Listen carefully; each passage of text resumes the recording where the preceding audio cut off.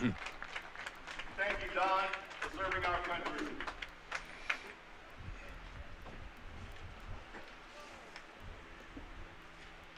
All persons entering the ballpark assume all risk and danger incidental to the game of baseball, whether occurring prior to, during, or subsequent to the actual playing of the game, including specifically but not exclusively the danger of being injured by thrown bats and thrown or batted balls, and agrees that the participating team, players, and team officials are not liable for injuries resulting from such causes.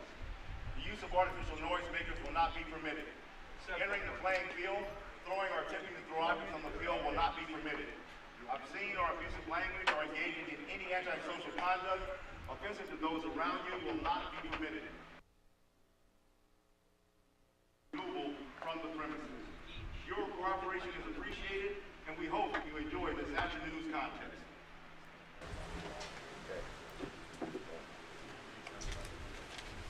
Good afternoon and welcome to the Regency Athletic Complex here at Metro State University in Denver, Colorado. It's American Legion Baseball. Good to have you along. It is the Region 8 tournament. This is the feeder tournament. There are 7 other regions playing it off right now for the grand prize of going to the World Series at Shelby, North Carolina. Last night, it was a marathon session, one of the teams that you're going to see here this afternoon, St. George, Utah Sentinels, and they went 11 complete innings before going down to defeat against Henderson, Nevada, and what a great game. Another very fine team out of California, it's the Chico Nuts, and we are set to get underway. Leading off for St. George, number 49, the second baseman, Trey Allred. Starting it off for St. George, it is Trey Allred, the second baseman, followed by Jagan Levitt, and it's Peyton Higgins. On the mound here for Chico, it's Braden Del Carlo delivering the first pitch, and it's 1 ball, no strikes. In the outfield and infield here for Chico, it's Walt Esqui, the shortstop, number 7, Daniel Walsh, he's the second base, number 2, Justin Beth, he's number 8 playing right field. Trenton York, number 14 playing third base. Ryan Bulf, he's number 12 playing center field. Mark Taylor, number 9 playing first base. In left field, it's Dante Carciola. He is in left field, number 13. On the mound, of course, is Braden Del Carlo. And catching behind the plate is Andrew Long. He's number 10. 2 balls, 2 strikes just underway here in Denver. Good to have you along. It has been a very talented series so far. Ground ball to second, gets him at, actually they call it safe. So the leadoff batter will be aboard. The center fielder, number 6, Jagan Levitt. So Jagan Levitt, who pitched a dandy game last night, really battling going late into the ball game, now playing center field here this afternoon, stepping to the plate. Runner on first, nobody out. Del Carlo's set. First pitch going to be wide for a ball, and it's 1-0.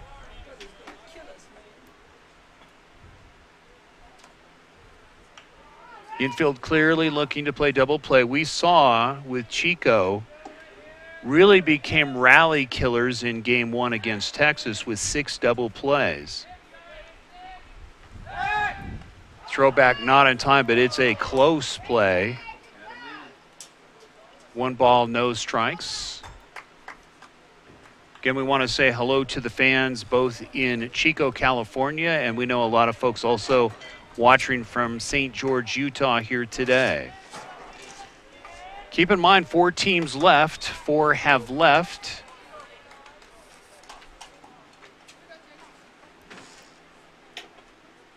We will see Henderson later on. Arizona was eliminated yesterday. They made the finals 2 years in a row, and they've already headed back to Tucson. 1 ball, 1 strike. Del Carlo delivers. It was a hit and run. It was fouled away, so the runner goes back to first.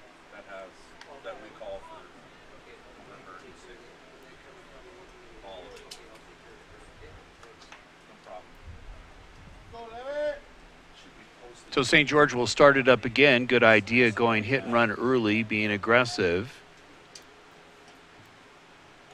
St. George, a very good fielding team, a very good hitting team. Pitching is solid, but again, last night when you're facing somebody like Henderson, who has very good bat control and very patient, that's what tournament play is all about. The cream rises to the top, so you have to play at your top level. And it really becomes a game of strategy, not so much the physicality of the ball game. 1-2 pitch on the way. It's going to be outside, gets away from the catcher. So Alarid will take second. Good opportunity here in the top half of the first inning to get first blood here for St. George. Had a chance to talk to some of the parents as we were coming into the stadium here this afternoon, and they are thrilled that their team is doing so well and having a lot of fun here in Colorado. 2 games scheduled. The 3 o'clock game we just getting underway. Of course, the night game coming up at 7. Next pitch hit up the middle, going to be a base hit. So Alarid will cruise over to third, men at the corners. Nobody out. Now coming to the plate, the pitcher, number 10, Peyton Higgins. You can watch a rebroadcast or rewind of this as much as you would like here on radioactive247sports.com. We'll be posting it after the game is over. Of course, you're watching it live now. You can relive some of those great moments, and most of the games that we have them posted. So it's free courtesy of both American Legion Baseball and us. Men at the corners, nobody out. Top half of the first inning. Good to have you along here from Denver, Colorado. Looking bunt. There's the throw to second if it's in time, and they get him. Little surprised that they did not send Alarid from third. That was an opportunity to maybe score, so there's one down. Mike Ray, Warren Ray bringing it to you. Good to have you along. Temperature up in the low 90s here this afternoon. Colorado weather, you never know what's going to come in the next 30 minutes. 1-0 pitch on the way, going to be inside for a strike, and it's now 1-1. We saw some very good base running last night, heads-up plays by both teams. But at the end, it was St. George that got bit by not thinking it smart, got caught off twice on the base pads, and that ended up costing them the game in the 11th inning. 2 balls, 1 strike. Man on third.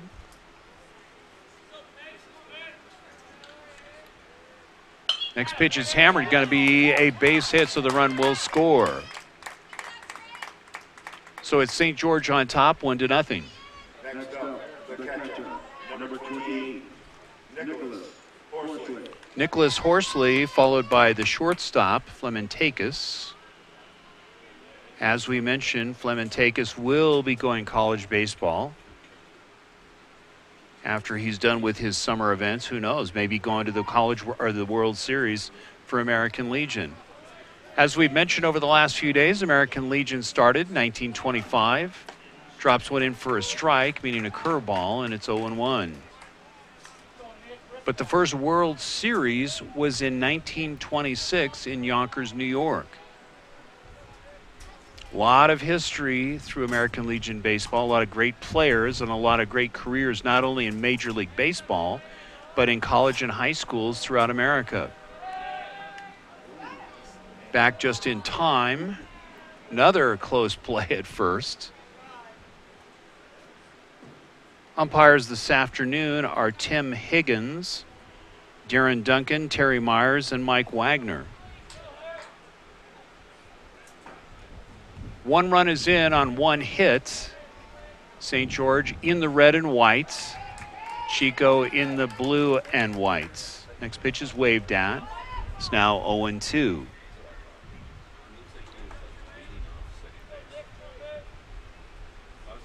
So some close calls already at first. Pitcher trying to get that pickoff move down.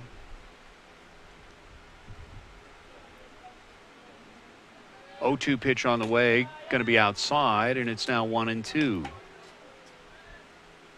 As we mentioned in the last few casts, really like the liberality that we've seen here of all the umpires calling corners very, very well. Very consistent. We've seen a number of strikeouts at the knees, both on the inside and outside of the plate. If you're a pitcher, you've got to be loving having some of these umpires seeing it very, very clearly and allowing you more opportunity to get the batters out, because the quality of hitting has been excellent in this tournament. 1 ball, 2 strikes.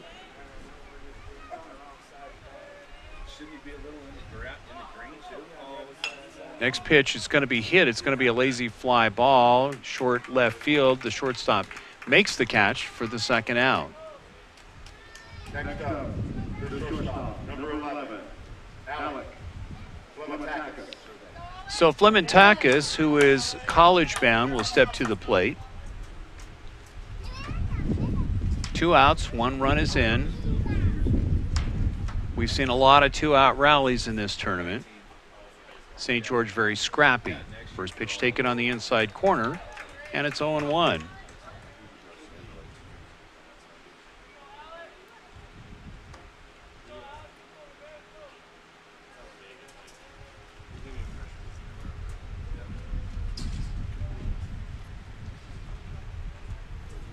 Del Carlo taking his time. Ball gets away from the first baseman on the throw. It was into the turf. And you could see getting caught up with the runner was the first baseman for Chico. So the runner advances. Another opportunity here. Base hit should score him. Flementakis does have a good bat. Sees the ball well. Good contact hitter. Also quick out of the gate after he hits the ball.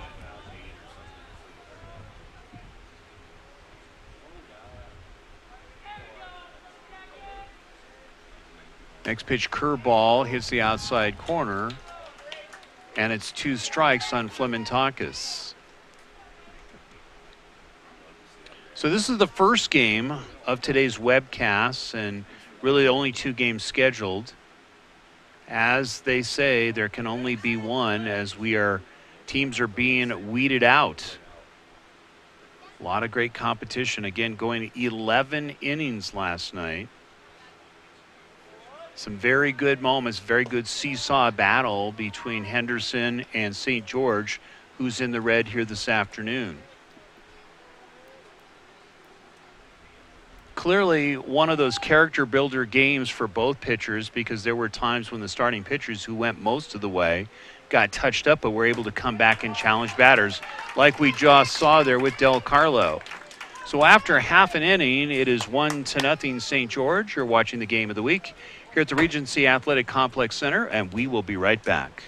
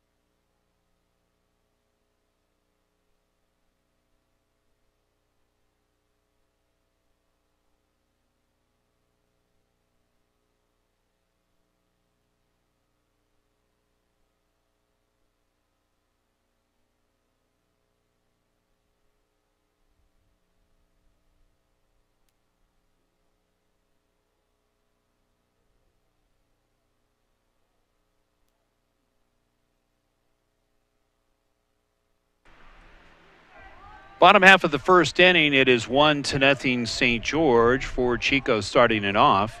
It's Walt Askey followed by Daniel Walsh, and then it's Justin Beth.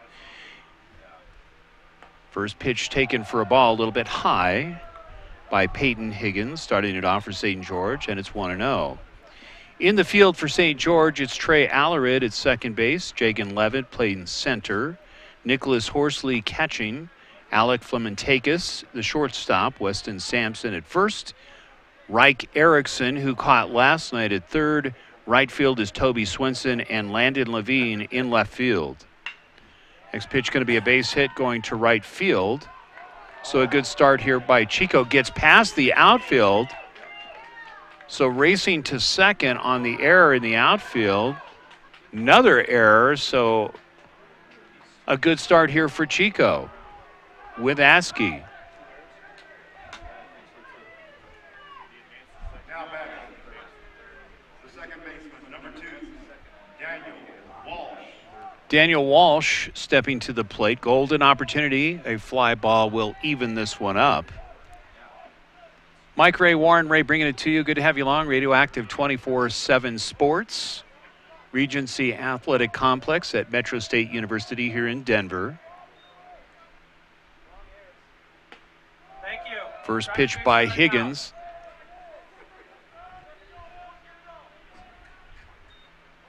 Is 0-1.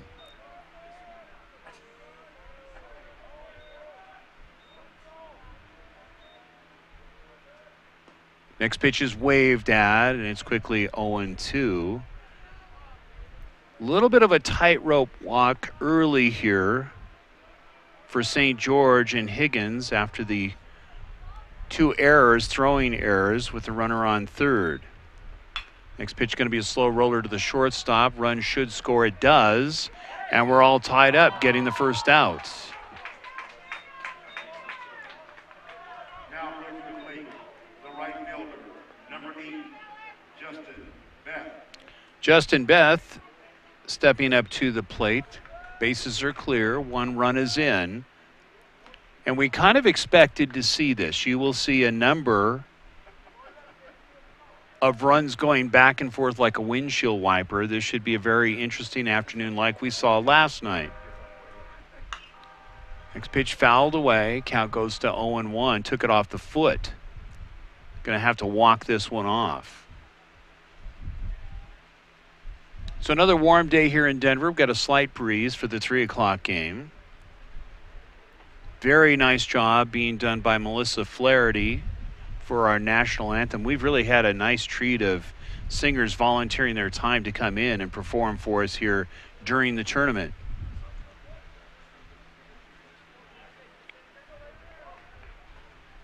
Count is 0-1 with 1 out. You heard it correctly. It's already knotted up at 1. We're still in the first inning. This is game 1 of the dual webcast. Will be coming your way back at 7 o'clock this evening. We'll tell you more about that.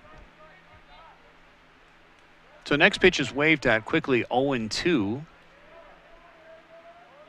Higgins would love to get the strikeout here. Next pitch is hit to right field. Right fielder racing, and it drops for a base hit. Coming to the plate, the third baseman, number 14, Trenton York. If you look at right field and the way that the stadium is set up, we'll call it the coffin corner, because literally the fence line goes all the way, and really there's about a foot or 2 between the fair line and, of course, the fence line. So it makes it really tough. We've seen some very tough doubles turning into triples over the tournament. So there's 1 out, 1 man on. 1 run is in. Chico threatening here in the bottom half of the first inning again. Chico is one of those teams we saw against Texas in their first game, opening it up. Very good about going opposite field. They will go with the pitch. Very well trained. Next pitch is hit foul down the left field line. Count evens at 1-1. So if you are a pitcher in Peyton Higgins, you really have to think about where you're going to put it and also changing speeds to keep these batters from Chico off guard. And so far, they're coming out swinging. 1-1 pitch, knocked down by the catcher. Runner stays close, hugging first. Again, we saw a number of very close plays at first in the top half of the first inning. A lot of cat and mouse game going on early in this ball game. 2 errors by both teams and 1 hit each by both teams. Next pitch is going to be outside. Count goes to 3-1.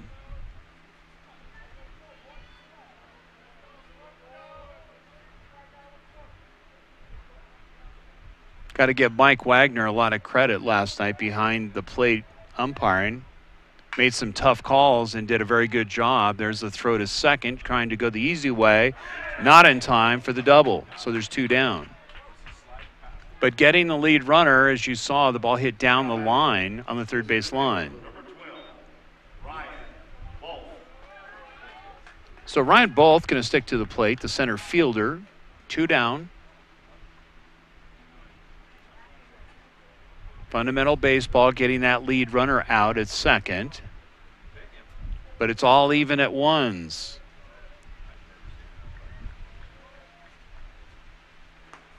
First pitch just missing outside. Count goes to 1-0.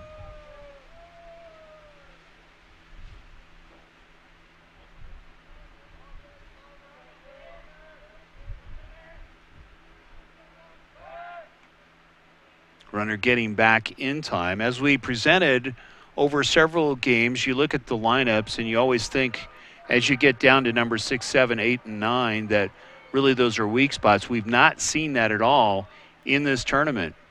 A lot of good hitters. Next pitch is wide. There's a throw back to first, not in time from the catcher. Off the knees. A lot of kudos here to the catchers in this tournament. We've not seen a whole lot of pass balls.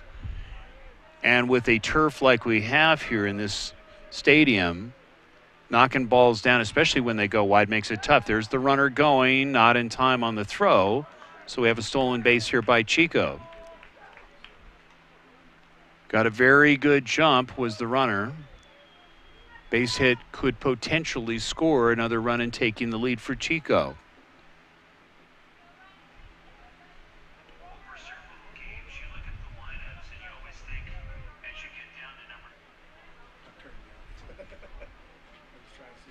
Two balls, 1 strike, 2 outs. Next pitch going to be a little bit low, taking it to 3-1.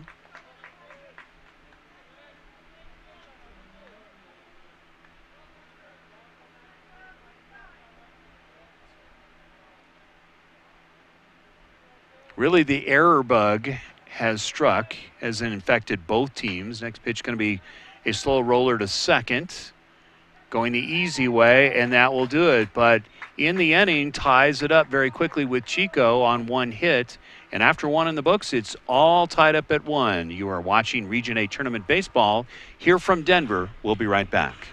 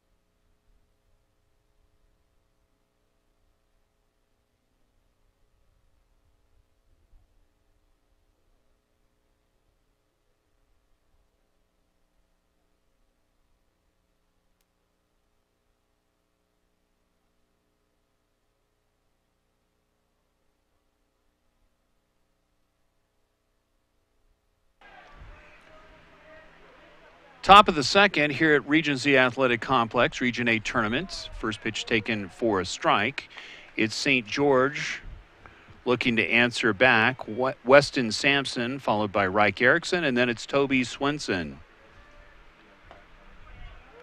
Dropping one in nicely was Del Carlo with the curveball. Count goes to 1-1. We did see a hefty diet of fastballs last night in the ball game, a lot of pace.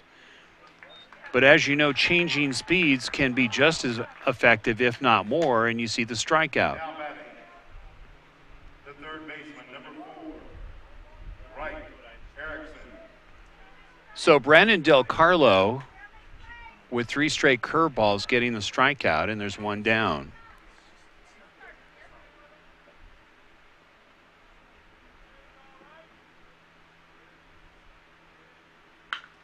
So Reich hits it to the second baseman on the slow roller, and quickly there's 2 down. Approaching the plate, the right fielder, number 18, Toby Swenson. Toby Swenson stepping to the plate with 2 down. You can see Del Carlo changing the strategy, going more to the changeup. There's the fastball, and using the curveball effectively early in this ball game. Count is 1-0.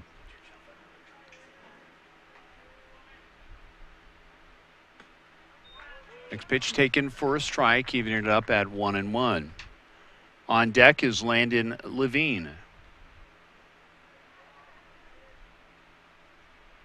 There's the curveball, going to miss on the inside corner. Yeah, oddly enough, what we saw last night was really more of an attempt at power pitching versus more finesse. Today looks more like finesse, at least so far here by Chico, going to a lot of off-speed pitches. A lot of the players on both teams last night already signed to go play college ball after they're done this summer. 2 balls, 2 strikes. Next pitch hit down the right field line. Count is even at 2-2.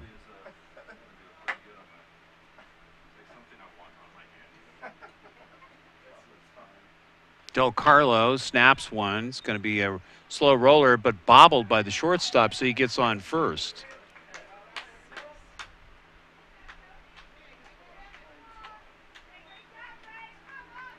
Now batting, the left fielder, number 5, Landon Levine.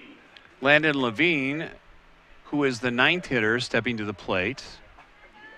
We'll see if that error affects the scoreboard at all.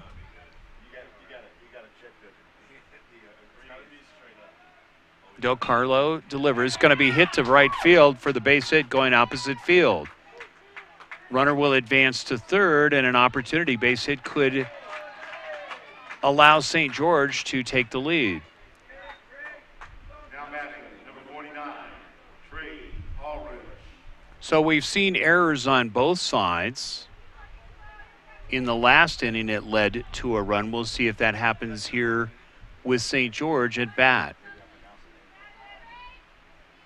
2 hits now for St. George on the afternoon, 2 errors, 3 errors for Chico, 1 hit and 1 run. 2 outs, DeCarlo set. Pitch is taken low for a ball, and it's 1-0.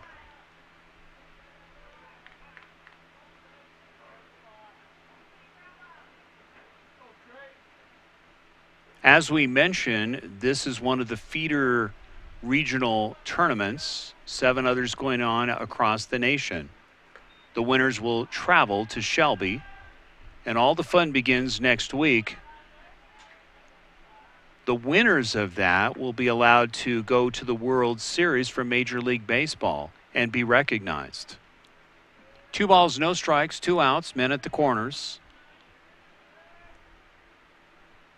Next pitch hit, it's going to be a base hit, and the run will score. Runners advancing, going to third, we'll see, and he gets there in time. So how important was that error at shortstop? Now batting, number 6, Jagan Levitt. You get into tournament play in the Final Four, if you will, and mistakes can cost you runs. It's a 2-1 ball game. St. George on top. Top half of the second.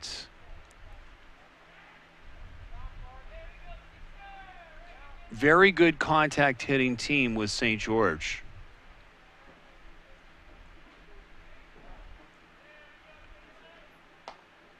First pitch is taken outside for a ball, and it's now 1-0. So it's the top of the lineup here for St. George and Allred. Allred also hitting left-handed. Could easily go. Goes up the middle with a base hit, and another run scores.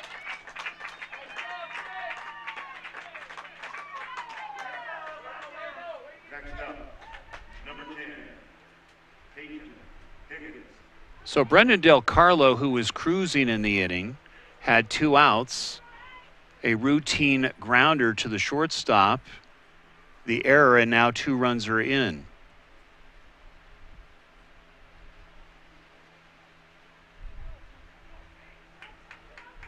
On deck for St. George is the catcher Nicholas Horsley. 4 hits now for St. George on 3 runs. Del Carlo delivers a curveball, drops one in for a strike. It's 0-1. Short memories are a key here in this tournament for pitchers. We've seen it time in and time out since Wednesday. Last night, of course, very, very competitive. Really kept you on the edge of your seat. 0-1 pitch. Another changeup, fouled away. Count goes quickly to 0-2.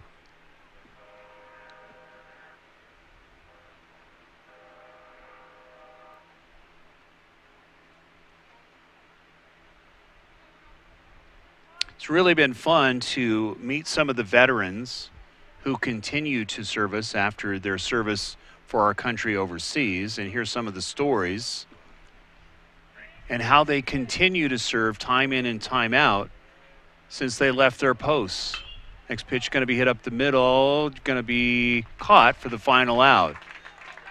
But 2 runs are in on 4 hits, and after 1.5 in the books, it is a 3-1 ball game. St. George on top.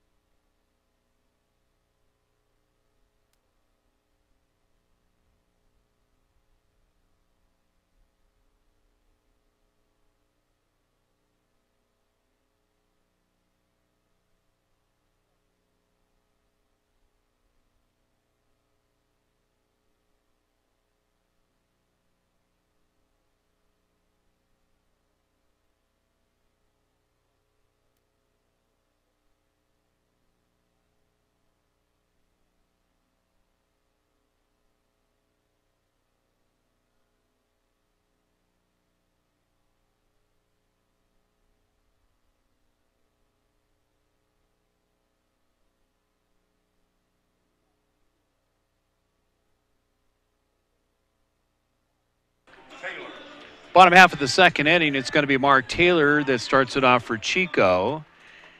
3-1 ball game. St. George in the lead, taking advantage of some mistakes in the field and doing some very good opposite field hitting, and we have that 3-1 ball game. First pitch is going to be a little bit wide. Count goes to 1 ball and no strikes. Mike Ray, Warren Ray bringing it to you. Good to have you along from the Regency Athletic Complex here at Metro State University. Next pitch delivered. Going to be a base hit. And he's held to a single.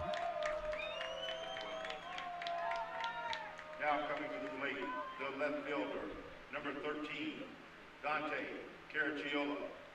Dante Cargiola stepping to the plate, followed by the pitcher Brandon Del Carlo. So Chico opening it up, looking to retaliate quickly, stay into this game. Starting to look a little bit like a prize fight here early in this ball game. First pitch taken for a strike at the knees. It's 0-1.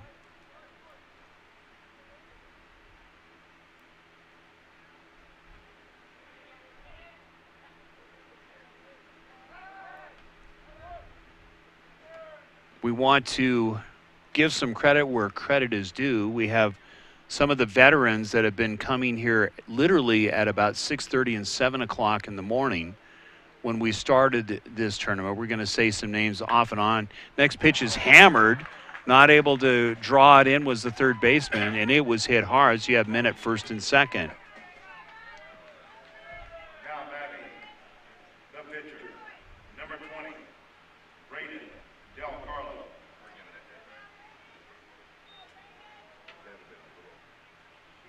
So very aggressive hitting. That was a tough one to draw in. That was one of those reaction plays, and in this case, Chico winning that battle. So men on first and second, nobody out. Chico threatening here in the bottom half of the second inning. We're going 9 here this afternoon. Then the 7 o'clock game. Should be another dandy here from the Regency Athletic Complex at Metro State. First pitch is taken for a ball. 1-0. Higgins delivers, going with the fastball missing just outside, and it's now 2-0. Had a lot of umpires here last night, of course, not wearing blue and not being paid. It's fun to see how parents react, especially when their kids are out there trying their best. Backhanded by the catcher. Count goes to 3-0.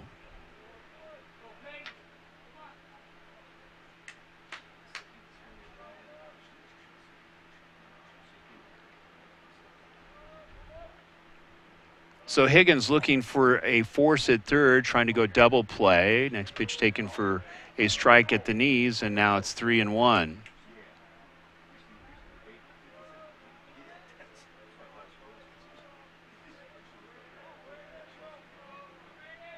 3-1 pitch, waved at and fouled, and the count goes full.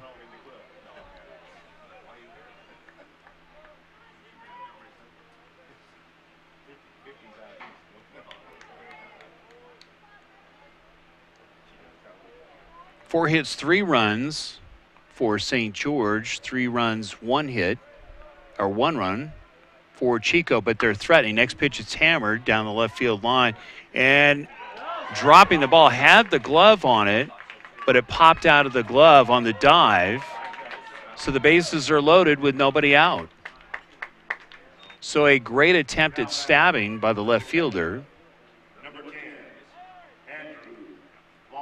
So we've seen 2 plays, both by the third baseman, trying to react and take a shot, as well as the left fielder, but just coming up empty. So the bases are loaded.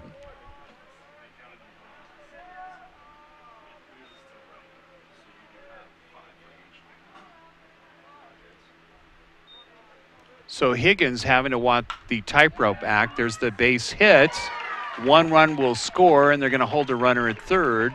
And it's actually now a 1-run ball game, and it's 3-2.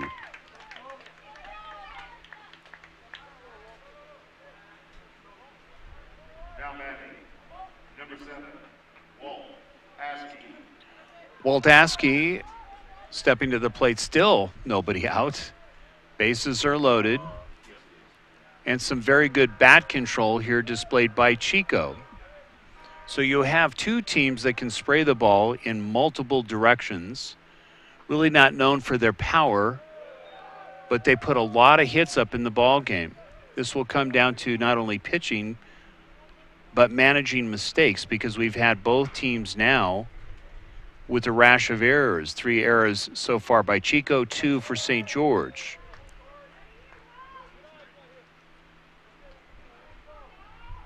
Two balls, no strikes. Askey waiting.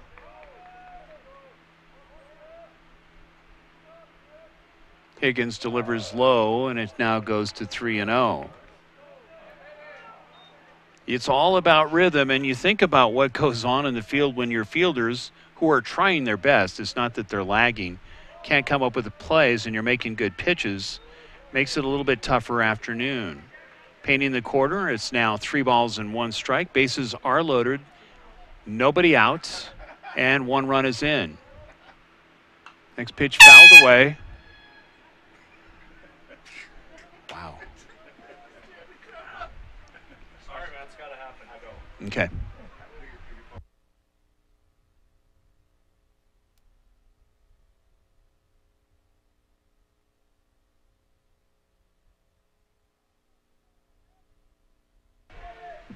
Three-two pitch. It's going to be hit up the middle. We'll see if it drops. Nice catch by the center fielder, and the runner holds.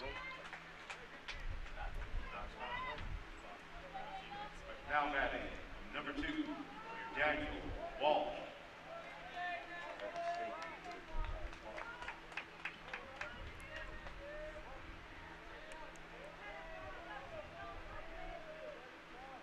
So with 1 out, Chico looking to keep this rally going. They have 6 hits in the ball game.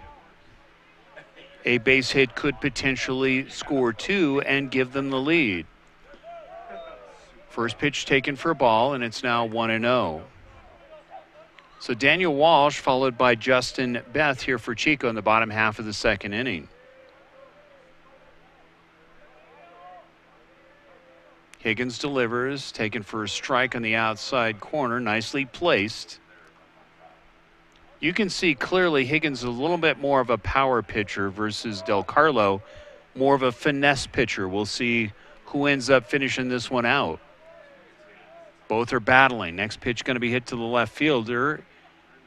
Takes 3 steps back, makes a good catch, but the run will score. So there's 2 down. It's all knotted up at 3. Now batting, number 8, Justin Beth. Justin Beth, another opportunity.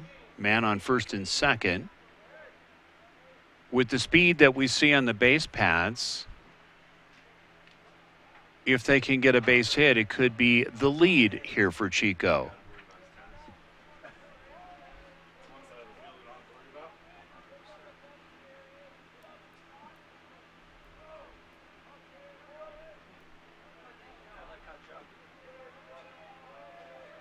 Bottom half of the 2nd inning, all knotted up on 2 runs by Chico. Some timely hitting. Higgins clearly battling, just getting the bat on the ball has been Chico. You've seen some line shots both to the third baseman and, of course, left field, just not able to come up with it. Just good hitting. Going to be a conference on the mound here with Higgins. Don't want to give any cheap ones up. We saw a lot of that last night in the ball game between pitcher and catcher by both teams.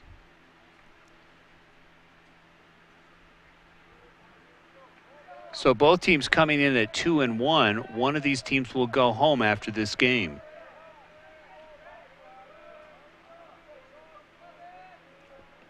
One ball, no strike. Higgins delivers, just missing outside, and it's now 2-0.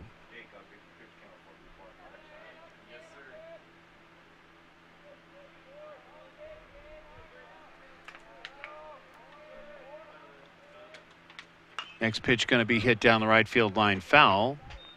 Count goes to 2-1. So as we get to the weekend, you think about what the coaches, strategy-wise, to save the arms of these players is. One philosophy is to throw your ace early, use him up. Other philosophies, like we've seen Arizona, where they threw their starting 6, literally the first night, about 2 innings each, trying to save them for the tournament. Now Arizona's gone. So really it becomes a chess match on trying to save your pitchers in the pitch counts that they are allowed in this tournament. Next pitch taken for a strike on the outside corner. Count now goes to full. So 2 men on, 2 outs, 2 runs are in. It's all knotted up at 3 here from the Regency Athletic Complex. St. George and Chico battling it out, trying to go to Shelby. Next pitch is hit. Center fielder ranging over into left field, and he makes the catch.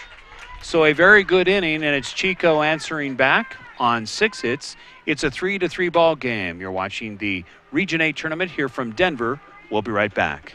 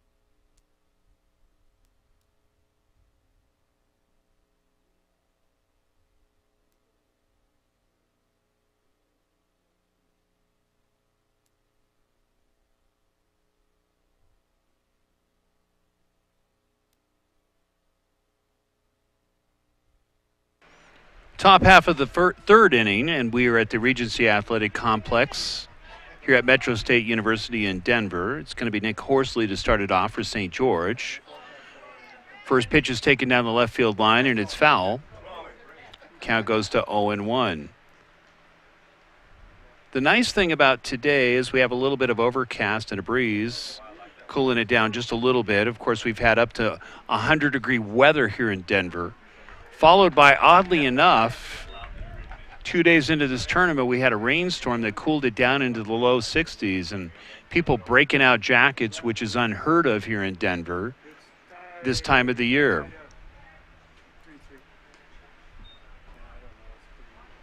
Next pitch is taken for a strike. It's now 1 ball and 2 strikes. So Chico doing the job of answering back quickly after dropping 2 in the top half of the inning.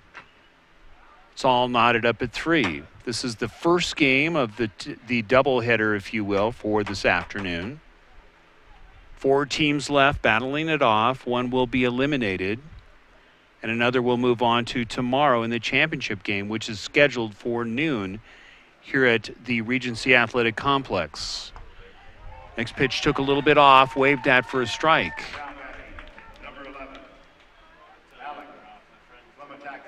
So Del Carlo doing a good job of changing the pace of the ball and getting 3 strikeouts in the ball game. So you're seeing the big difference in strategy between the 2 teams. Del Carlo going finesse, Higgins going more with power. Next pitch is going to be outside for ball, and it's now 1-0.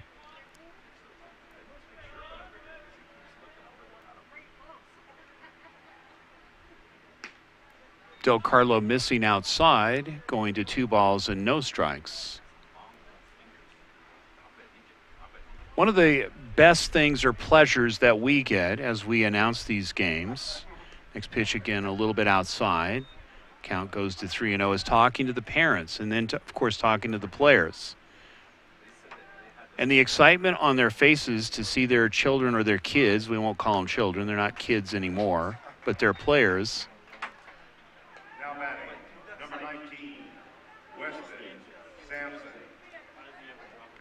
And seeing their players compete. And every time that I've talked to a parent, they're much more nervous than the players themselves playing on the field. We got reports from different parents and grandparents that were watching the webcast and some of the anxiety that they go through in watching their players play.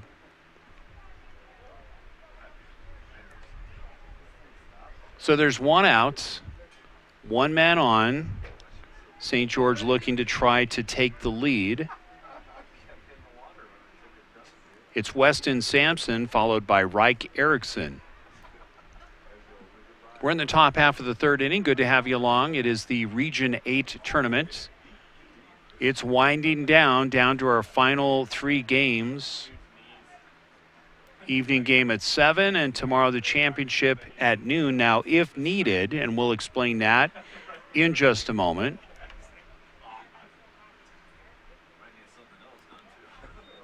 Del Carlo delivers in the turf, knocked down nicely. Count goes to 2-0.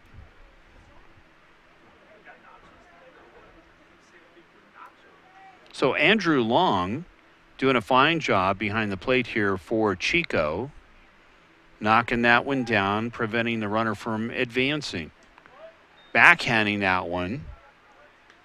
Clearly you can see some of these players like Long could play in the infield other than catching. We've seen that so many times and explained that to you yesterday that a lot of times not only do players in tournaments like this have to play multiple positions, but they get converted into positions maybe they never even thought they would do as they go college ball. 3-0 pitch, taken for a strike at the knees, 3-1.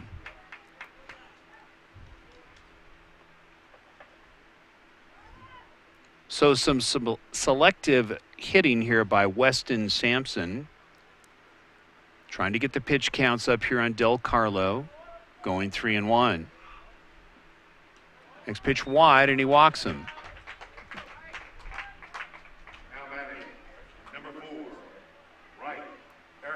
Reich Erickson with one out, men on first and second. Erickson has been the catcher here in the tournament. Also another very good catcher, very active behind the plate. And one thing that we like about Reich is his ability to throw from the knees and do that snap throw to first base. Very, very accurate. A lot of close plays at first when Reich is behind the plate. First pitch taken for a ball. It's now 1-0.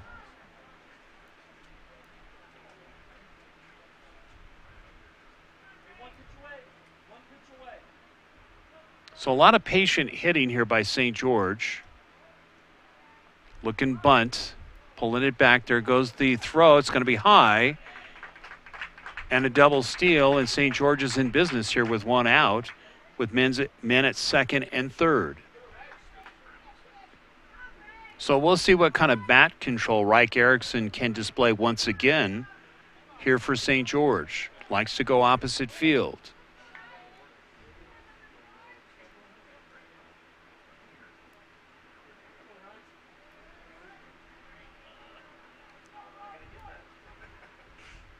Two-0 pitch on the way. Hit up the middle. Going to be a base hit, so the run will score. They're going to hold a runner at third, so men are at the corners, and St. George taking the lead, 4-3.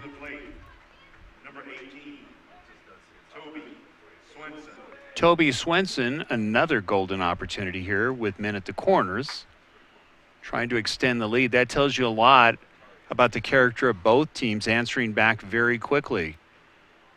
You look at on the scoreboard in the first inning, both teams scored 1 run each, and in the second inning, matching each other, both teams scored 2 runs, and now here in the third inning, it is St. George with 1 on the scoreboard.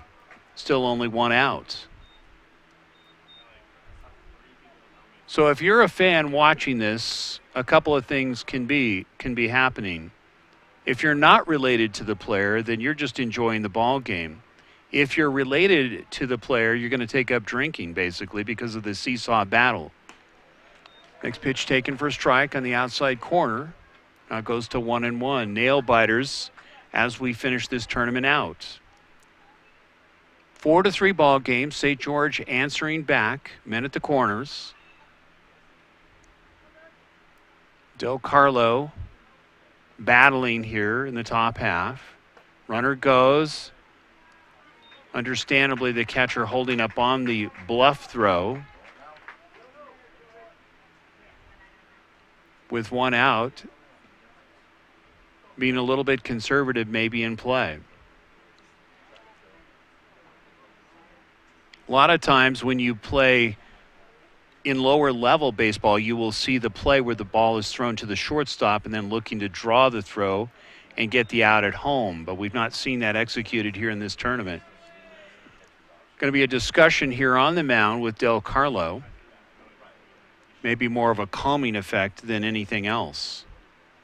3 balls, 1 strike, 1 out. Men at second and third. St. George would love to get another base hit here, especially if it's pushed down the line. Could be 2 more. Really, with 1 strike, you could attempt another bunt down the right. Next pitch is fouled away, so he's going to have to swing away for this one. Count goes to full at 3-2.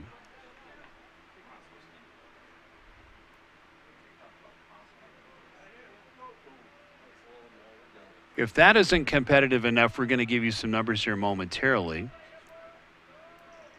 about these two teams so far in this ball game. Del Carlo delivers knocked down by the catcher, and he walks him. Next up, number 5, Landon Levine. Landon Levine going to step to the plate. We'll give you a scoreboard watch here to show you how competitive these teams are. You look at St. George, they have 4 runs. They're in the lead, of course. 6 hits, 2 errors. You compare that to Chico. They have 3 runs, 6 hits, and 3 errors. So very close, very competitive, and it'll be interesting to see as we wind this one down, still very early in this ball game, who's going to continue to come out swinging and who's going to get knocked down.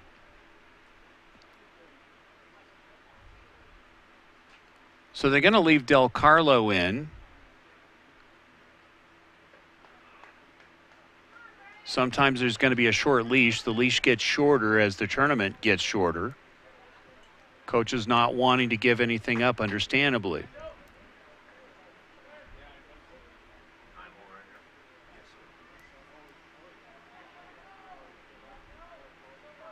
So there's 1 out. Bases are loaded. Plays at home. Del Carlo delivers. There's the bunt, and it's placed beautifully. And it's a base hit, so the run scores. You cannot get any better of a bunt than what we just saw, and I'll explain that. Now I complete, number 49, Trey Allred. It was just pushed just enough to where the catcher couldn't get to it. The pitcher, Del Carlo, was not able to get to it in time, and more importantly is what it was put down on, meaning this turf. This turf is very fast. So a soft touch, putting it down, allowing the runner to get the base hit and allowing the runner at third to score. So if you're a little leaguer, go back and rewind this one because that was executed very well. So the bases still continue to be loaded. There's 1 out, 1 strike on the batter, and the score now goes up to 5-3. 2-run pad here for St. George.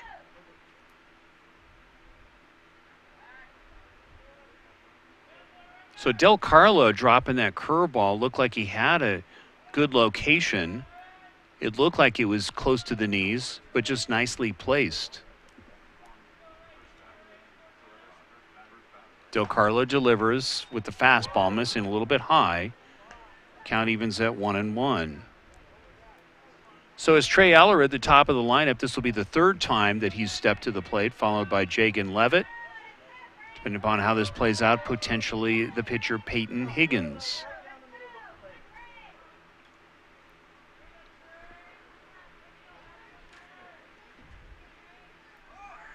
Next pitch, another bunt, knocked down. There's the flip, and it's not in time as the runner scores again. What do they say? Fool me once, fool me twice. Now batting, number 6, Jacob Levitt. So two very timely placed bunts when you least expect it, trying to avoid not only the out at home but a double play, but perfectly placed for base hits. So we now have another run scored. It's now 5-3.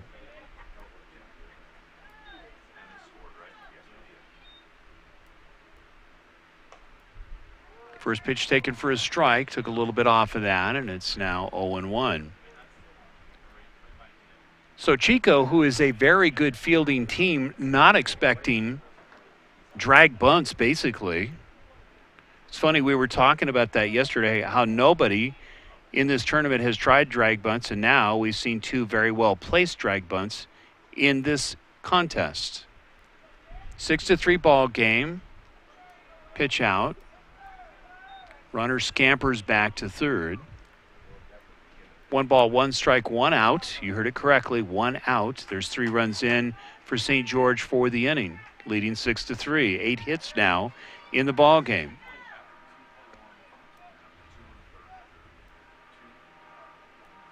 So Del Carlo, you are thinking, I'm making good pitches here, but it's been the execution of St. George that has been excellent. You don't hear that word too often, but that's the perfect word for those 2 bunts.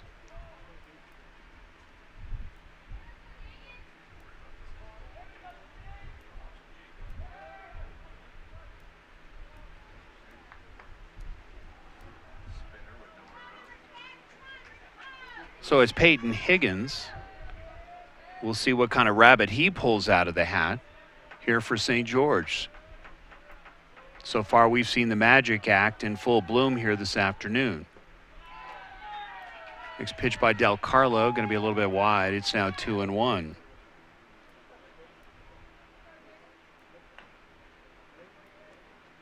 Check that, it's Jagan Levitt to the plate. Levitt with a very good ball game, pitched very competitive, went deep and late into the ball game yesterday. 2-1 pitch on the way inside, almost hits him. Spins around and the count goes to 3-1.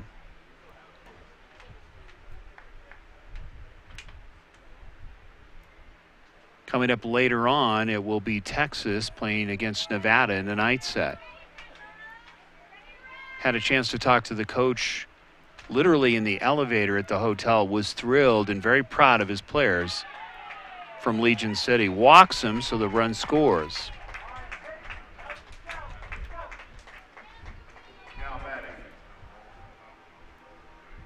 number 10, Peyton Higgins. So Peyton Higgins going to have to walk back and wait. It looks like that will do it here for Del Carlo. You'll see the ball most likely handed to the coach. There it is. So we will see a pitching change. Good effort. I mean, you look at what Del Carlo did. There were many times when a lot of good pitches were either bunted or hit for base hits or doubles. That just tells you of the quality of hitting and the talent that's in this tournament, displayed by the red-clad St. George Sentinels. So we'll get a number here. It looks like stepping in here for Chico, it is going to be Michael Lacey. We saw Michael Lacey. Actually, check that. It is not Michael Lacey.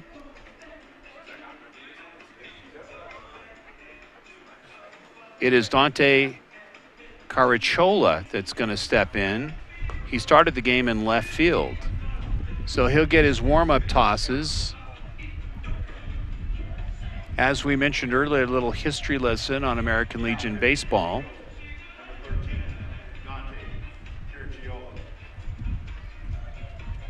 American Legion is about 3 million strong across the nation in veterans and 82,000 players roughly each year. The league is growing. Understandably, the tradition continues and the lessons continue to be taught here through American Legion. We're going to go ahead and we're going to visit here momentarily. We'll get one of our veterans here to talk to us. Well, welcome to the booth. Thank you so much for participating here today. And go ahead and tell us who you are and what you've been doing here for the last few years. I'm Don Hagee, and I'm a high school umpire out here in Colorado, and spent half of my umpiring career back in Nebraska. So I know a couple of the umpires on this crew. Anyway, it's my 57th year of umpiring, period, and 54 years of umpiring American Legion baseball. This year, I still plan to do a little bit of kids baseball in the next couple of years, but otherwise I'm retiring from high school and probably American Legion umpiring. Well, first of all, I want to shake your hand, Don, because you Thank served you. us in Vietnam. Yes, sir. And proudly wearing that hat. Thank you for doing that. I want to say that and shake your hand personally. Thank you, sir. And so as I was painting the picture, and please stay with me as Okay. long as you will, I'm going to do play-by-play and keep talking to you. Real fine. I want to talk about the service of our veterans from American Legion. So we do have Carciola in relief here for Chico here this afternoon. Good to have you along. Really trying to get those nagging outs here by St. George, making it tough here for Chico. But Chico, as we've seen, battles back very well. Next pitch knocked down by the catcher. It's a 7-3 ball game, 4 runs in on the inning here in the top half of the third. So Carciola coming in, having to walk the tightrope that Del Carlo released to him. Next pitch is hit to center field. Center fielder and right fielder converging. It's the right fielder.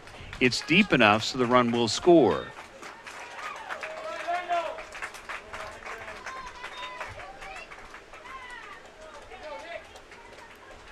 Now batting, number 28, Nicholas Horsley.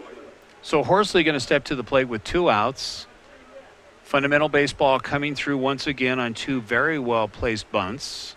And it's now an 8-3 ball game. So Don, back to what your service is. Obviously you have been serving not only as an umpire, but also American Legion baseball. What a great tradition. And I was just alluding to, as you were stepping in, really the lessons that a lot of the veterans really teach these young players and how important that really is. Yes, it can be. And then we also, out here in Colorado, I think it originated the Wounded Warriors umpire group is a good part of what we're working with the youth, and the veterans themselves gives them something to do. Oh, there goes a home run. Yeah, sending it out of the ballpark and greeting Carciola, clearing the bases. And if you're Chico right now, you're feeling shell-shocked because it looks like a 7 spot now being put up on the board. So, Don, with your years of experience and watching tournaments like this, what do you think of the talent you've seen so far in this tournament? Both teams, little defense lacking, Yeah. but plenty of hitting, and you know, it's the same all over. Pretty much the same as it was 40, 50 years ago.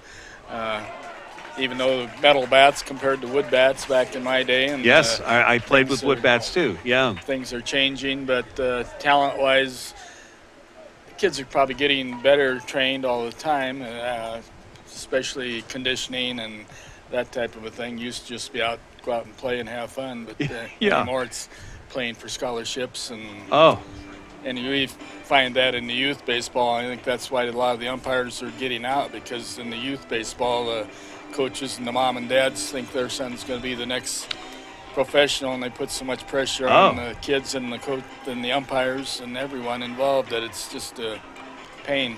Well, and I'm not going to put down any leagues that are out there, because there's some very fine, shall we say, privately based leagues. But you're right. I mean, the money that's put on all sports, not just baseball, but football, basketball, and all the camps and things. And, you know, really, I think if I had to raise my son again, and he's 22 now and done with baseball, but had a good career, but all the money that goes into just what you said, parents thinking their child is going to be the next superstar in pro sports, it's really baffling. And then you come to places like, or groups like American Legion, very affordable. I think it's the best deal in town, as they say. You know, a team can get in there and it's spread it's a $300 or $400 for the whole team versus one player can cost up to $3,000 just to play on one team. Yes, exactly. And the summer teams or the club teams, yeah, it's got grandkids playing down in Texas. Yeah, I'd hate to know what they're paying for. Just $2,000-3,000 per player to be on the team, and then they travel around and play weekend tournaments. And you got to do those extra jobs there just to get your kid playing sports anymore. But yeah, the opportunity of college scholarships is greatly compared to what it used to be. Yes. And so, there's a lot there to compete for and work for if they're dedicated and get an education out of it. It'd be great. That's the important thing. I know I've had a nephew and even my own son that we were fortunate to help save those costs. Stick around if you want to, sir. I'd love to keep talking to you. We're talking to Don Higgy, who has been an umpire and has served us proudly in the Vietnam War. He's a veteran, and again, I wanted to make sure that I shook his hand for doing his service here for our country in so many different ways beyond the battlefield. So we're entering into the bottom half of the third inning. I'm going to give you some staggering numbers. So you fans from Chico, just go ahead and, turn the volume down here for a moment, okay? So for St. George, 11 runs on 9 hits. Compared to, in Chico, it's their turn, and most likely they will battle back. We've seen them do it before. 6 hits, very respectable, and 3 runs, but that's 8 spot being put up in the top half of the inning. So if you're Peyton Higgins, you got to feel pretty good right now with a nice pad as we enter into the bottom half of the third inning. Mike Ray, Warren Ray bringing it to you from the Regency Athletic Complex here at Metro State University. Next pitch taken for a strike, taking it to 3-1. So Chico is a team that can clearly waved at for a strike, and it's now 3-2. But this is another team that can spray the ball and go with pitches and move the ball around and cause errors. Next pitch going to be a chopper down to the third baseman. On the run, makes the throw, and he's safe. Last night, Don, were you around for the big marathon session? No, I was watching the web page. Oh, you were? Oh, thank you. Okay, all right. That was quite a ball game. And as I was alluding to some of the talent, you saw a number of running plays just like that from third base, shortstop, second base, and just getting them by a step. And I'm amazed at the development of these players. And as we reported last night, a number of those players have already been signed up for scholarships to play across the country. Yeah, I've seen lots of that, amazing plays even in the youth ball where I umpire also. Unbelievable, some of the plays they come up with. Yeah, as I think back, and I'll keep going here in a moment, next pitch is hit to right field. It's going to be a tough play. What a diving catch. Prevents the runner from advancing.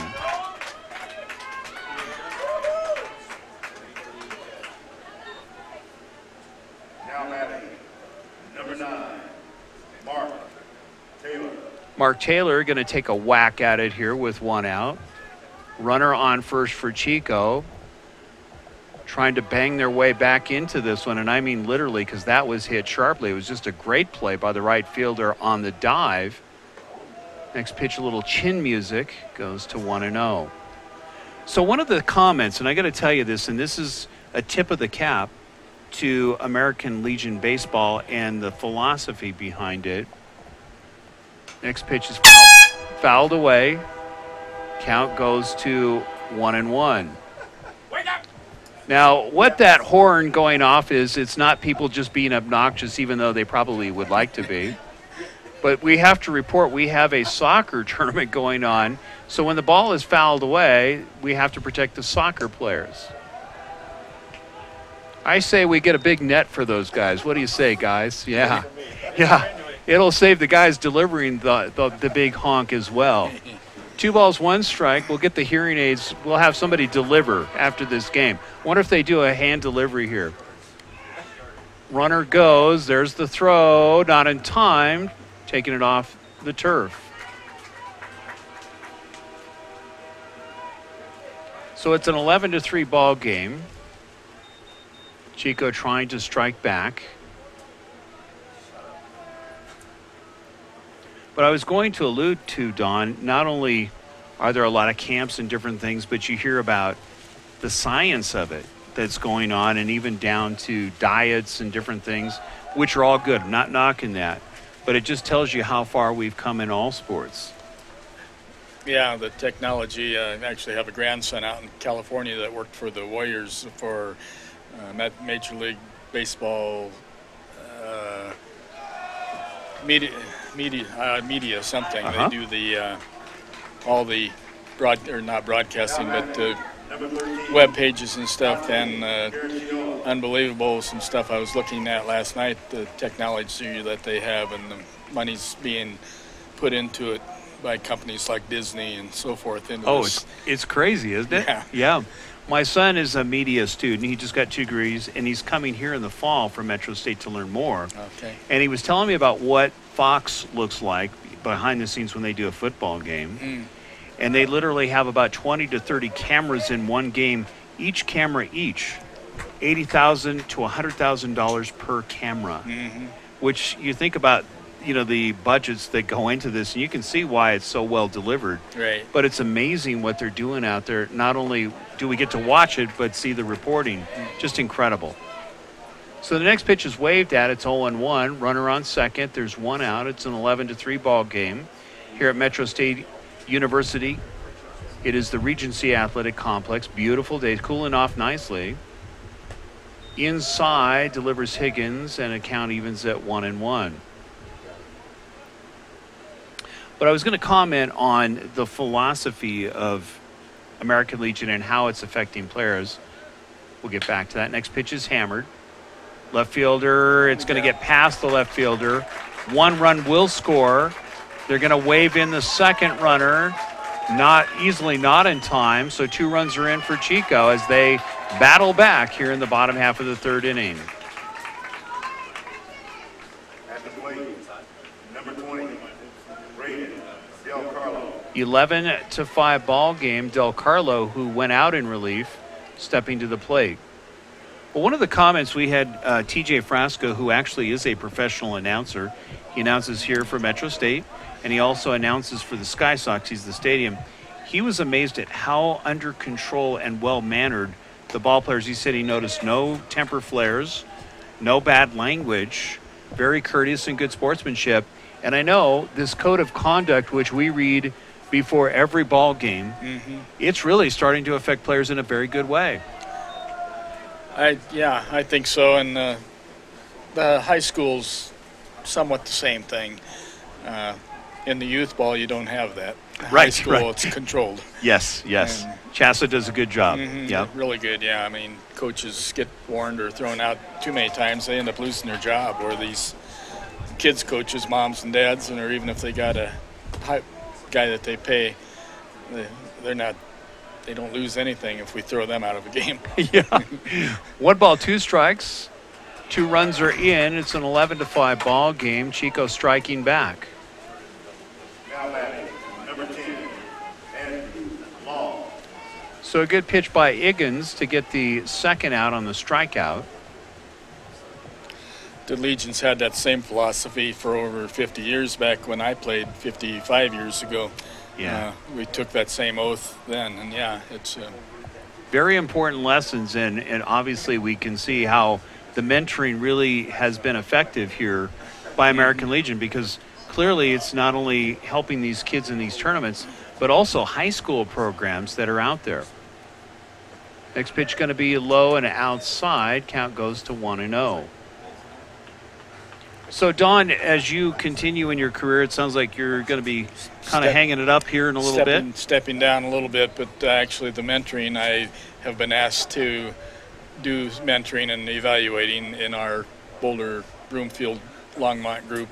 Very good. For next year, if I'm available and around, I'll continue doing that along with working some weekend tournaments with the youth. Going to smell the roses a little bit, go take some time off? Yeah, I changed the priorities a little bit with the wife and grandkids being away from here to spend time visiting with them. Oh, that sounds great.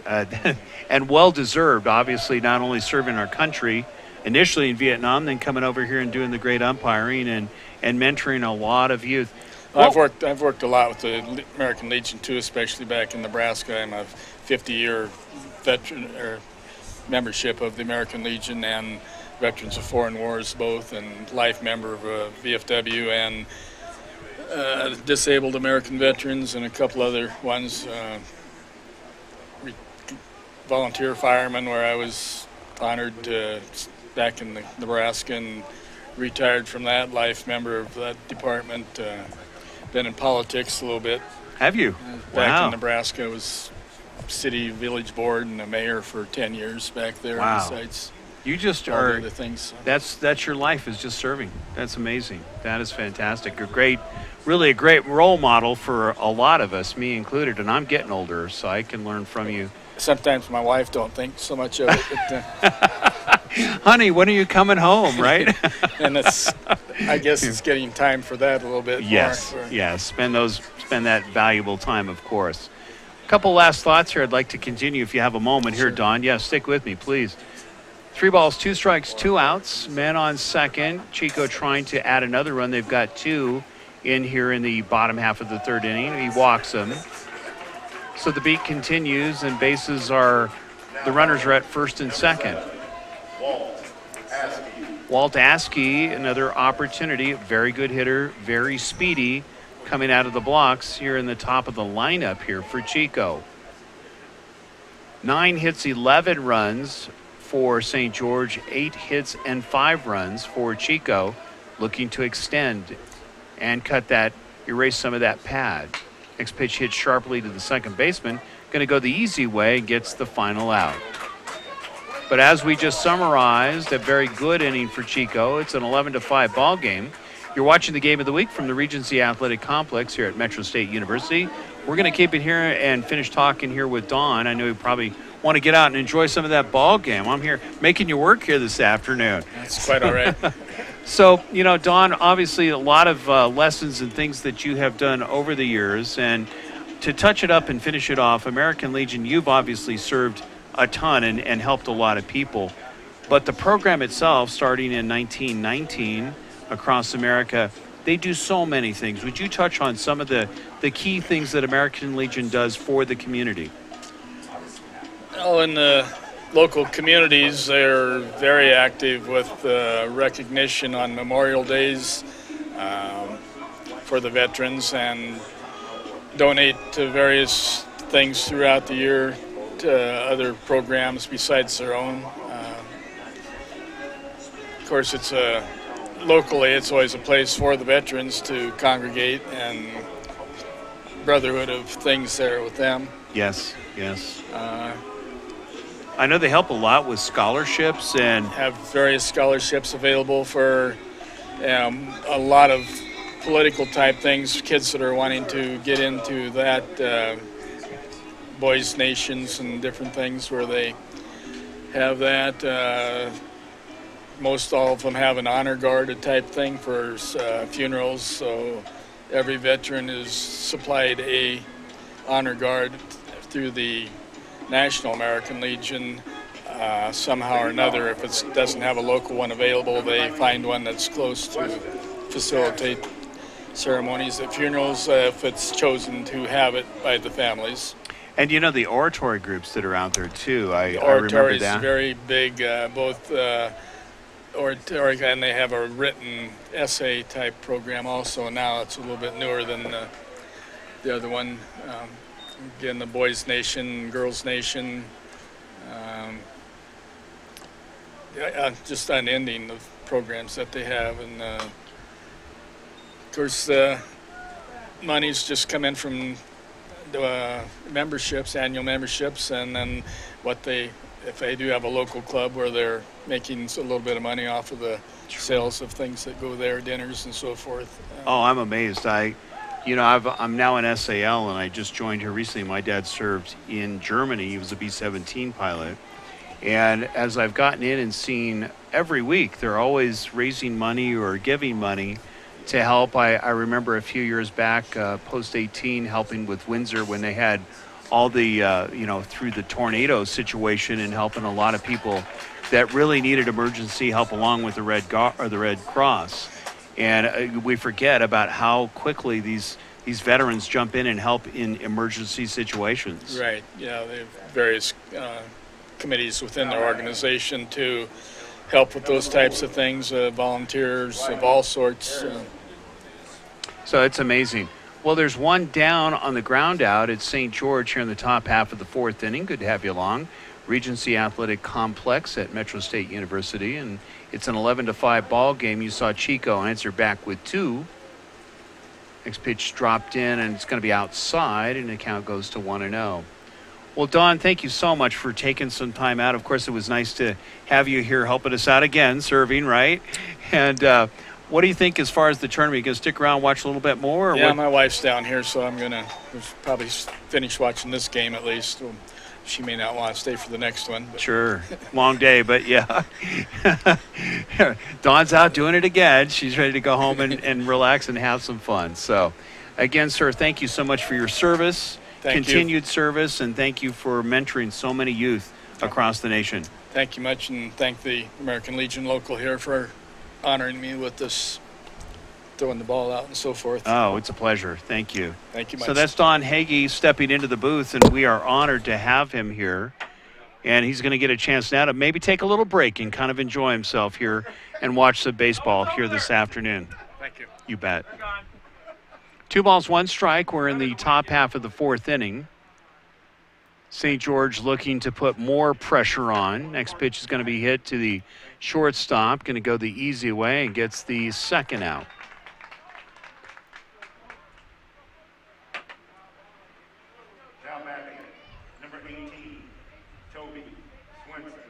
Toby Swenson stepping to the plate with 2 down. This was a very important inning here for Chico to put the lid on, literally, of St. George. If they can achieve that, there's still an out to go in this inning. First pitch is dropped low, and it's now 1-0.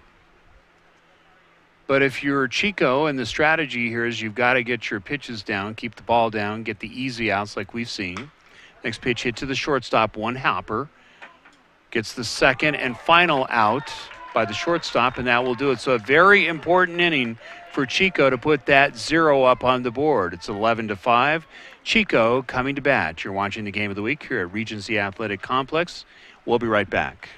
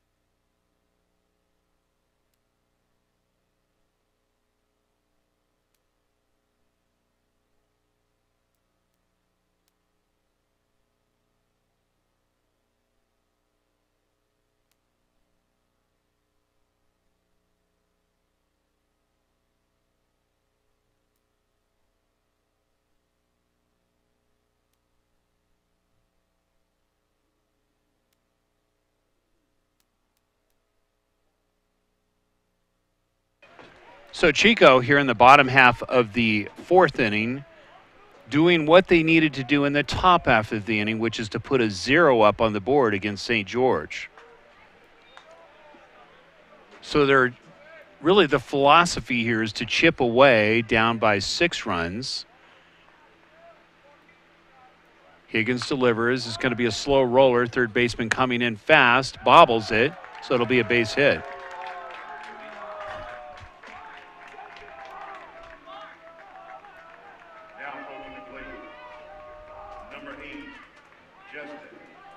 Justin Beth, the right fielder, he's the third hitter in the lineup, followed by Trenton York, and then it's Ryan Bolf. Really enjoyed talking to one of our veterans, Don Hagee. Continues to serve 47 years as an umpire. And before that, of course, serving our country in Vietnam. Higgins delivers outside for a ball. It's 1-0. Runner on first. Legging out the hit. A little bit of a bobble. You really can't bobble here because they will get to first base in a hurry. Missing outside, it's 2-0. Regency Athletic Complex here at Metro State University. This is Region 8 Tournament Baseball. These are the final games that we're seeing. Of course, the winner of this going to the big prize, or the big dance, if you will, in Shelby. You look at the number of hits on the scoreboard, it's almost dead even. But some of those errors really looming that caused big rallies for St. George to set the table. 2 balls, 1 strike, runner at first, nobody out. Higgins delivers, going to be a little flare, and a beautiful catch on the knees for the first out. Now batting, number 14, Trenton York. So Jagan Levitt, who did a masterful job on the mound, continuing with his good play in center field, making a great catch. There's 1 out.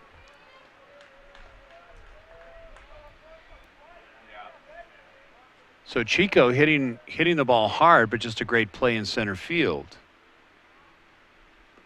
First pitch going to be low, 1-0. So Trenton York trying to keep this inning going, trying to stay out of the double play. Plenty of time here. We're on the bottom half of the 4th inning. We're going 9. And this is a team that can really fill it up here with Chico. We've seen them spray the ball everywhere, literally, and they can hit it out of the park as well.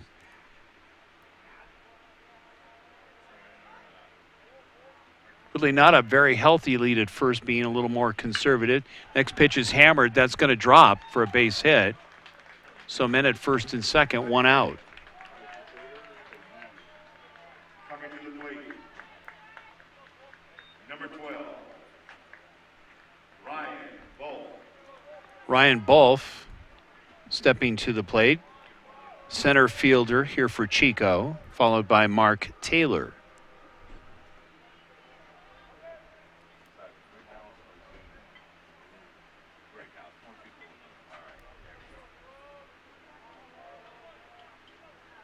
So St. George looking for the force play at third. Would love to get a double play out of this and get out of here quickly with 1 out.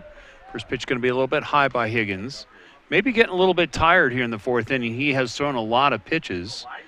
You forget, with 9 hits in the ball game here for Chico, he's expending a lot of energy, but still competing and still battling in the ball game. Next pitch fouled away. Count goes to 1-1. I feel like we have to duck sometimes, and I mean that not so much from balls flying out of here, but from the air horn that's about to be sounded. We'll get into the duck mode here. 1 ball, 1 strike, 1 out. 11-5 ball game, and on first and second. Next pitch going to be a slow roller going foul down the left field line.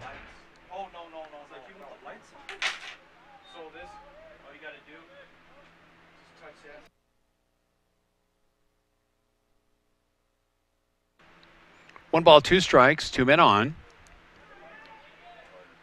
Chico looking to try to shave a little bit more, literally as far as the lead is concerned.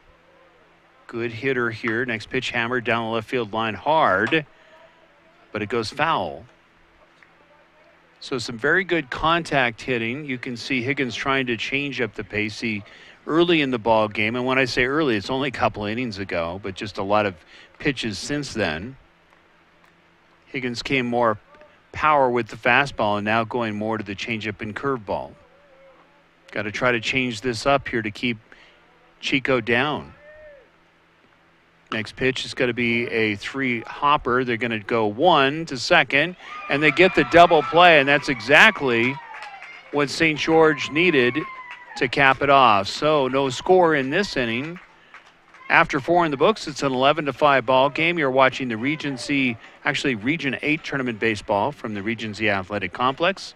We'll take a timeout.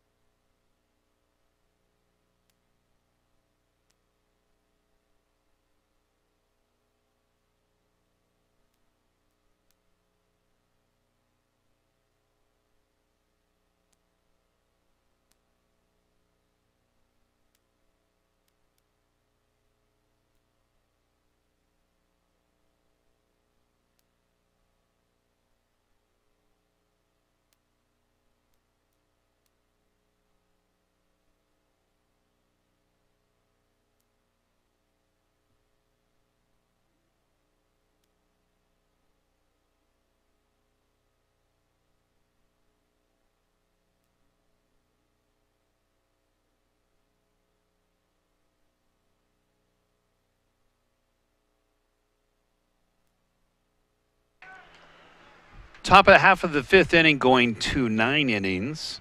St. George, after a very timely double play, preventing Chico from advancing with more tallies on the board. Watching that one closely is the third baseman, and just barely going foul.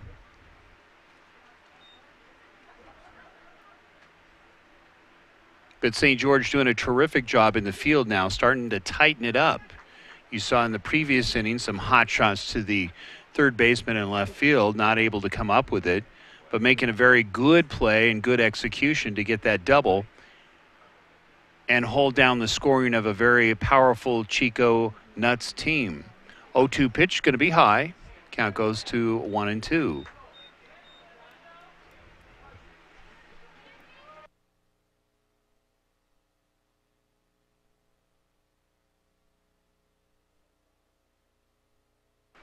So Carciola dropping one in there for a strike and striking him out. Now batting, number 49, Trey Allred. So Trey Allred, well, we've read his name a few times today already for St. George. You look at the run production and hits, and you can understand why. If you've been following this game, first pitch delivered on the outside corner for a strike, and it's 0-1. So it's Allred followed by Levitt, who's made that beautiful catch in center field. 0-1 pitch, trying to drop a curveball, just missing. 1-1. So this is the time of the day, or time of the game, really, where you need more stronger pitching performances. Next pitch taken on the inside corner for a strike. Crowd not liking that. Some umpires disagreeing with you. In different colored shirts, other than blue. 9 hits in the ball game for both teams. Next pitch knocked down in the turf. They said he went around, so the catcher tags him out. So there's 2 down. Now batting, number 6, Jacob Levitt. So Carciola with 2 very good strikeouts, doing again what they need is to get out of the inning quickly and get the bats up. Next pitch is hammered down the right field line, clearly foul. If that would have been fair, it could have flown out of here. We've seen a number of home runs in the last few days, more so during the day games. 0-1 pitch, missing.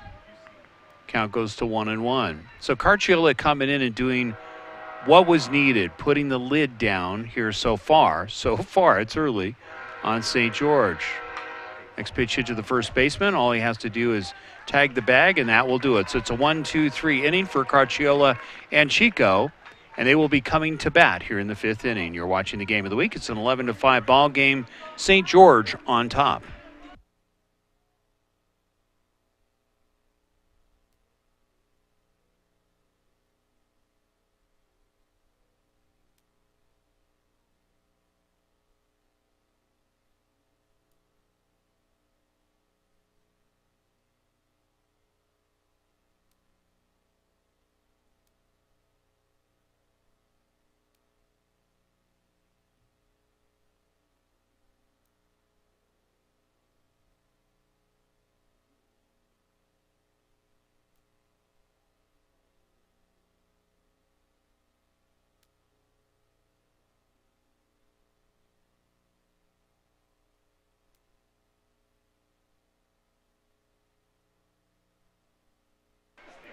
So off in the distance, we have lightning strike, and we're not talking about balls flying out of here. We're talking literally. So the rules are, which are very good rules, you have a 30-minute lightning delay.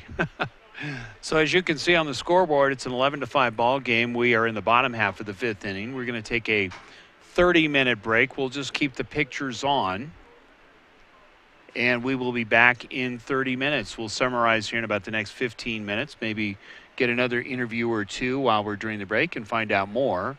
But right now, it's St. George with a 6-run lead on 9 hits, 3 errors, to Chico State, who's done it, or Chico, California, who has 9 hits and 5 runs and 3 errors. So we're going to take a short break, and we will be back here in about the next 10 minutes, and we'll tell you some more, maybe get some more interviews. You're watching the game of the week here on a lightning delay, 30 minutes. The time now is 20 minutes to 5 here Mountain Time. So most likely at about 10 minutes after 5 Mountain Time, check your watches, we will start it up again, weather permitting. We'll be right back.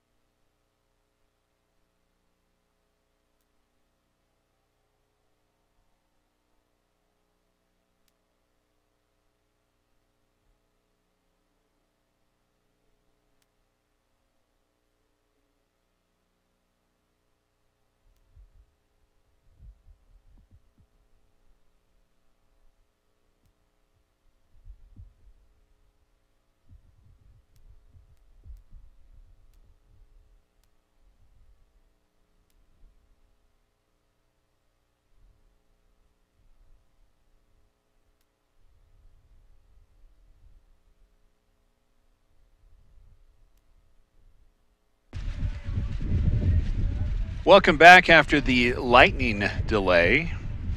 Mother Nature had a different idea as far as the way this ball game would continue. Bottom half of the fifth inning, Chico, just before the break, doing a very good job. Carciola blanking St. George when they really needed to try to get back into this game, prevent more damage. They're down by 6. And Chico getting the leadoff hit. And now we're back into this ball game at 2 balls and 1 strike. Speaking of Carciola, he's up to bat.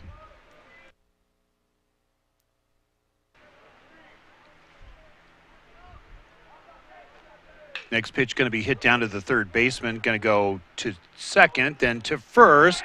If he got the foot down, he did, and it's a double play.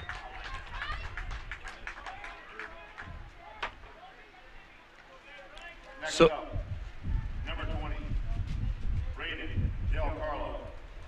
So a nice double play started by Reich Erickson to the second baseman Trey Allered, and of course to first base for the double. We'll see if that is a rally killer or not. We saw that happen before where Chico applied the rally killer, meaning the double play on Texas in game 1. 6 to be exact. No balls, 1 strike, 2 men out on the double play.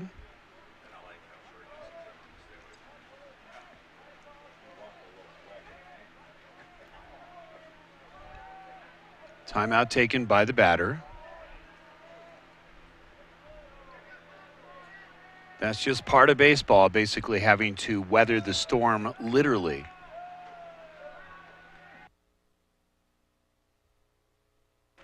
Mike Ray along with Warren Ray. Good to have you along at the Regency Athletic Complex here at Metro State University. And we are back in the action here in the bottom half of the 5th inning. This is the first game of 2 heading into what we call finals weekend, Championship Sunday tomorrow. 2 balls, 2 strikes. Next pitch hammered for a base hit. So how important was that? Actually, it's going to go to the fence for a double. So how important was that double play to prevent some runs here from Chico? Now batting, number 10, Andrew Long. Andrew Long, he's the 9th hitter and the catcher here for Chico. He's done a very good job behind the plate, knocking down low pitches and preventing runners from advancing with a very swift St. George Sentinels. So with 2 outs, it's Long looking to try to cash in. Carciola at second.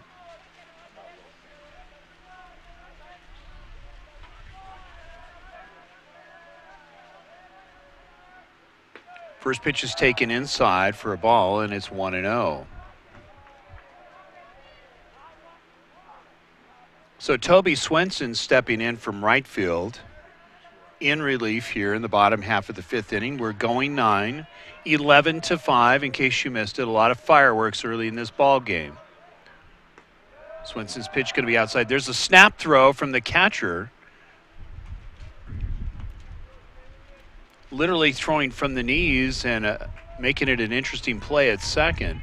Runner is safe. You have to really be on your toes with some of these catchers. They have very good arms. Usually when you see high school players, some have the ability to throw from their knees, but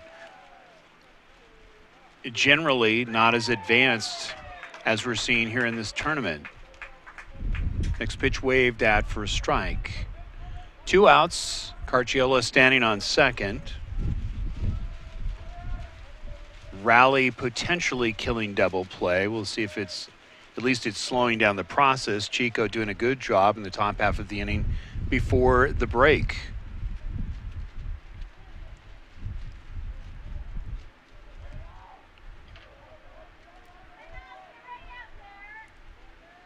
Swenson being extra careful. Next pitch hit up the middle. Diving. We'll see if you can come up and get him. And staying with it and getting a very well thrown out and needed. So 2 very good plays in the infield preventing Chico from scoring. After 5 in the books, it's an 11-5 ball game and it's St. George in red on top. You're watching the game of the week here from the Regency Athletic Complex at Metro State University. We'll be right back.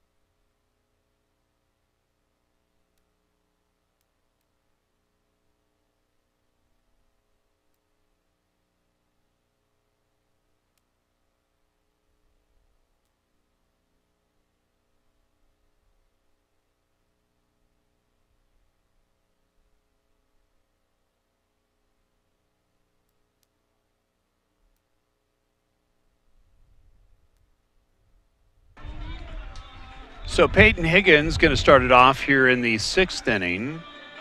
This is the away team in St. George. Higgins has done a very good job. And, you know, you look at the numbers on the board, Higgins giving up 11 hits. But doing a good job of keeping it to 5 runs. Credit not only some of his timely strikeouts, but also the ability to battle. There's a hot shot to the shortstop, not going to get him in time, and he will get a base hit. We're seeing some pretty well projected balls. Now batting, number 28, Nicholas Horsley. By both teams, and of course, players trying to make some plays just to get the glove on it and knock it down. And you can see out at shortstop, Walteski trying to shake off the ball, bouncing off of his leg or off of his hand, but he's going to be tough and will continue play. So Higgins is on first. Next pitch is whacked, but a nice stabbing catch by the third baseman for Chico, and there's one down. So we've been in a lightning delay. Flementakis going to step to the plate, try to advance the runner with one down, but a lightning delay shut us down here for about 45 minutes. There is a soccer tournament and tennis tournament going on at the same time, and literally people being pushed aside and saying, get out of the way, lightning is coming. So all the different tournaments and things going on in activity here being curtailed for about 45 minutes, and we're back underway. 1 ball, no strikes, 11-5. St. George in the lead at bat. Hit and run, going to be a tough play. There's the feed, if he can get his foot down. And he does, and it's 2 down, but the runner advances.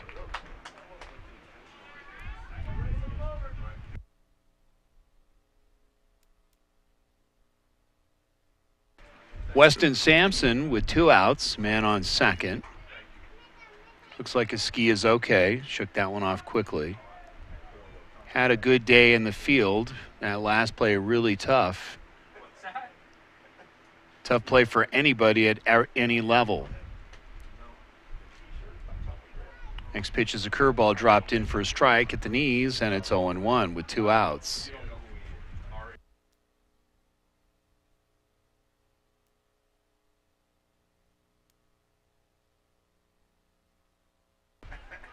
So Sampson waiting. Next pitch is going to be hammered. It's going to be a base hit. They will wave him in. Here comes the throw, but it's errant. Sailing to the backstop. So Sampson now standing on second.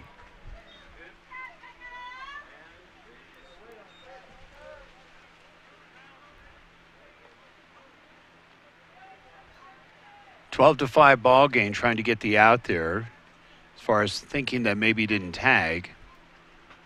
But you can see Mike Wagner saying, nope, safe. Reich Erickson going to step to the plate. Always a tough out.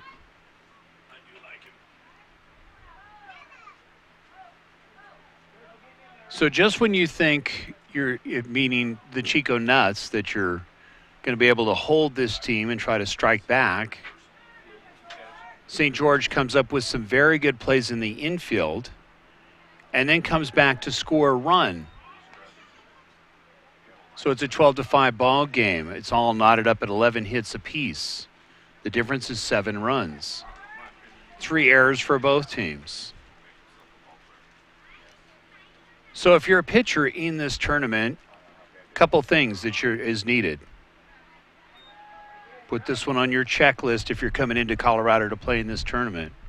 One is a short memory. That's number 1. Number 2, make sure your stamina is good because you may be pitching for some long innings and for some long games. Next pitch taken for a strike, and it's now 2-1. And number 3, be patient with yourself and with your team because the level of hitters in this will hit some of your best stuff and really your character will be tested. So mentally tough would be number 3 on your checklist. Next pitch is hit to left field. The air is swirling, so this should make it interesting, battling the sun, but making a nice catch is Chico for the final out. But 1 run is in the top half of the 6th inning, and it's a 12-5 ball game. You are watching the Region A tournament here from the Regency Athletic Complex at Metro State University. We'll be right back.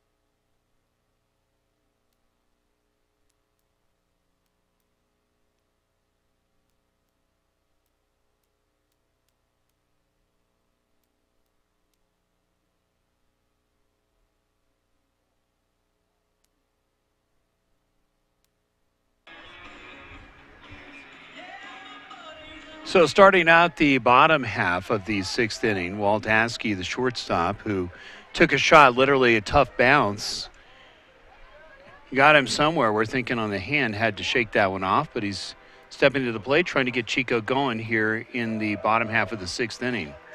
We're going 9, and they're down by 7, so how important the next several at-bats is for Chico, and even more importantly is putting the lid down on St. George from scoring because they just keep adding run after run after run. Their biggest inning was back in the 3rd inning, meaning St. George with 8, putting an 8 spot up.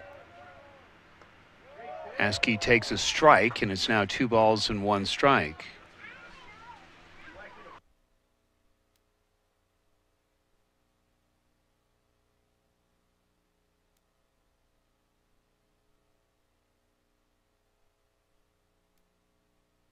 Toby Swenson on the mound, trying to keep Chico from getting untracked here.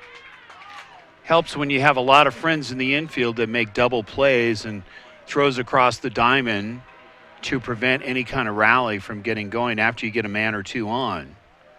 So very good infield here by St. George. Next pitch is fouled away. Count is full at 3-2. Funny to listen to some of the fans and some of the parents as we were walking back from the break, talking about Colorado weather. Next up, number 2, Daniel Walsh.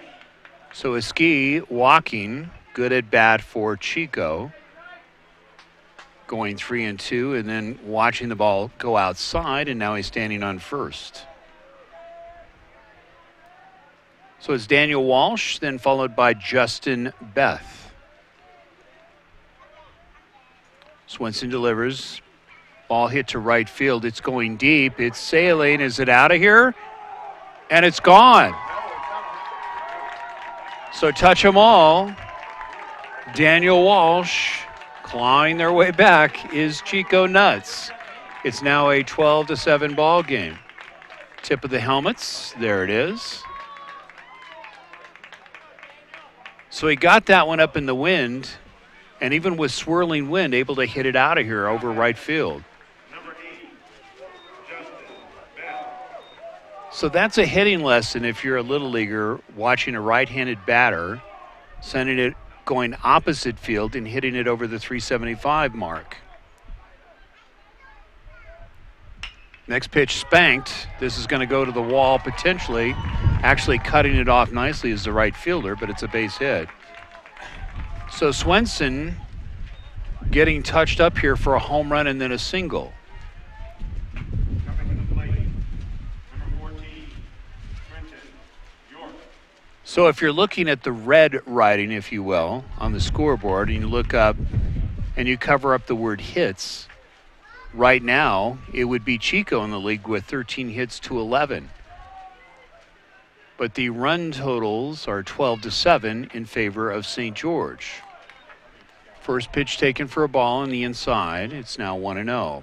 Mike Ray, Warren Ray bringing it to you. Radioactive 24/7 Sports. Good to have you along. First game of the doubleheader. Next pitch, and it's hit hard. Should sail over the left fielder's fence. It bounces up against the wall. One run will score, and standing on second, here comes the throw. Not in time. It's overthrown.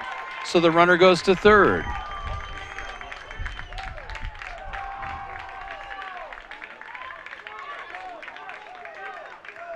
So Trenton York with a double up against the wall and the throwing error coming home allows him to go to third. And another run scores. Now a 3 spot, and there's nobody out. So down by 4, Chico starting to roar back. So there's going to be a conference on the mound. Swenson coming in relief after the break and getting rudely greeted here by the Chico Nuts. So we have a home run, a single, and a double. Triple, and we've got a cycle here by the Nuts. Actually, technically, you could say a triple if you're not counting the throwing error at home. So we'll see what kind of decision they're going to leave Swenson in, getting the ball up and paying the price. So we had a lightning delay and now lightning striking here for the Nuts in the bottom half of the 6th inning.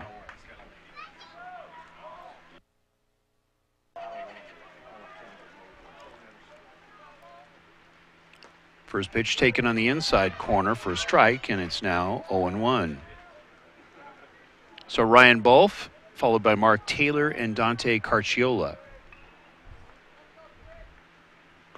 Curveball, dropping in at the knees, 0-2.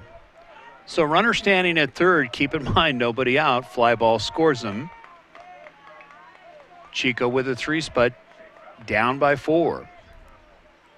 Swenson whacked up the middle, base hit, run scores. We'll see how long the leash is on Carciola, or on Swenson. Now batting, number 9, Mark Taylor. Mark Taylor going to step to the plate. 4 at batters, 4 hits.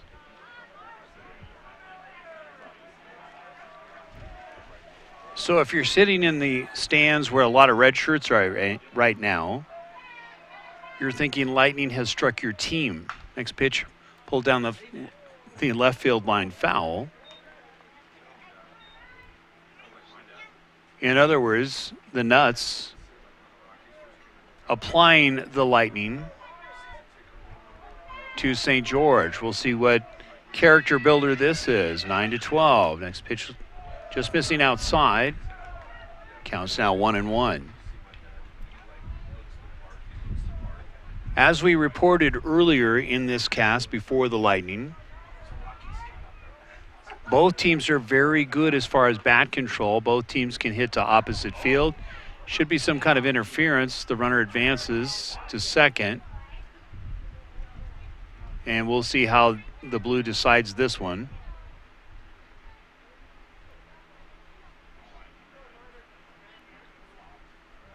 So we'll see if there's a discussion here between coaches, and it is Mark Taylor who went down. The count is sitting at 1-2. They're going to send the runner back on the interference. So the runner at this point is not going to advance. So you could see the catcher going for the ball and running into Mark Taylor. So the umpire's very quickly taking care of this and not allowing anything to really escalate. So it's 1 ball, 2 strikes, 12-9, 15 hits for Chico to 11 hits for St. George. Next pitch going to get away from the catcher. The runner will advance this time.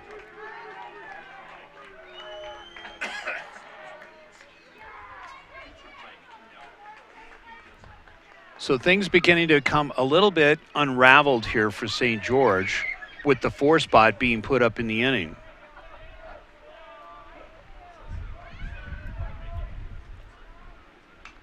Next pitch is fouled away. Count remains at 2-2.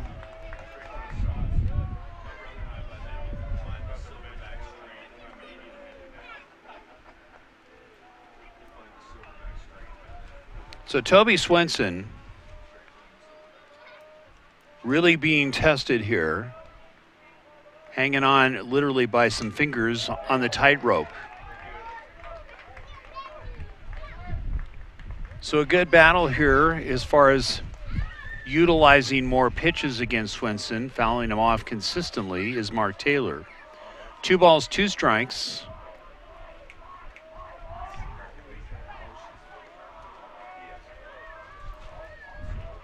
Swenson delivers, popped up.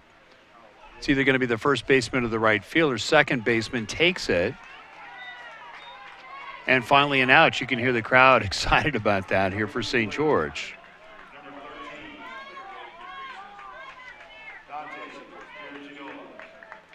So Dante Carciola going to step to the plate. There's 1 out, runner on second, but 4 runs are in. Wind is swirling, making it tough for the fielders to make a good play if it gets it up in the wind. Potentially, maybe that wind helped the home run. We're not sure. Nonetheless, 4 runs are in. 0-1 pitch on the way. It's going to be a little looper, and it may drop for a base hit. It does, just over the shortstop's head.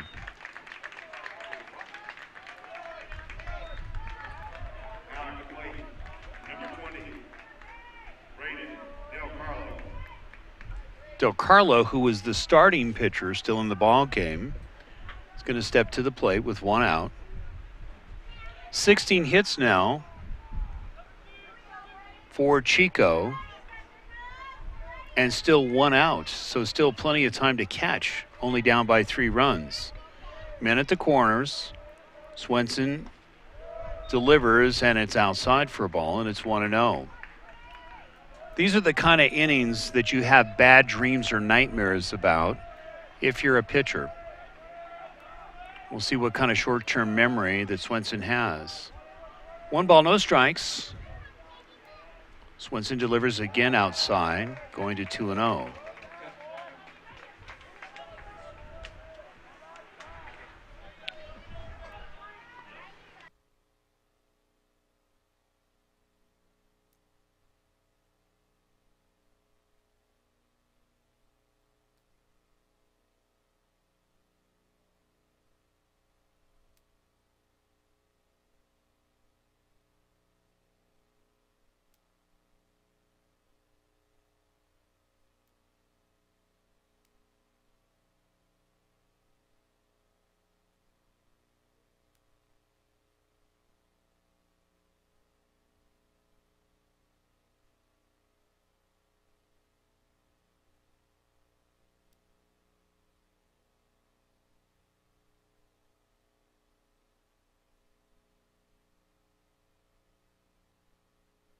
Now batting, number 10, Andrew Long. So it's going to be Andrew Long that's going to step to the plate. We got a walk there. So Chico now, keep in mind, only 3 runs away with 1 out. 4 runs are already in. And we've seen this, if you think about it, it was St. George with the bomb shot early in the 3rd inning with 8 runs. And now you see Chico trying to duplicate it here in the bottom half of the inning. They have half of the amount, and there's still plenty of outs left to try to make it an 8 spot. If you do the math, obviously not hard to do, if they duplicate what St. George did back in the 3rd inning, Chico will go ahead. Right now down by 3 runs. It's 12-9. So Swenson really being tested. You could see during the break, curveball waved at for a strike. So you got to give credit to Toby Swenson hanging in there, getting touched up for home runs, doubles, triples, singles, and now trying to keep the lead here in the inning. Next pitch, it's hit hard, but it's going left and going foul. So the count goes to 1-2.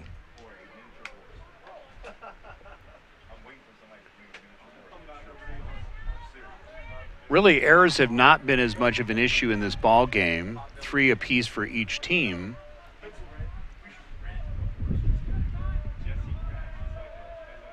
One ball, 2 strikes, 1 out. Timeout taken by the batter.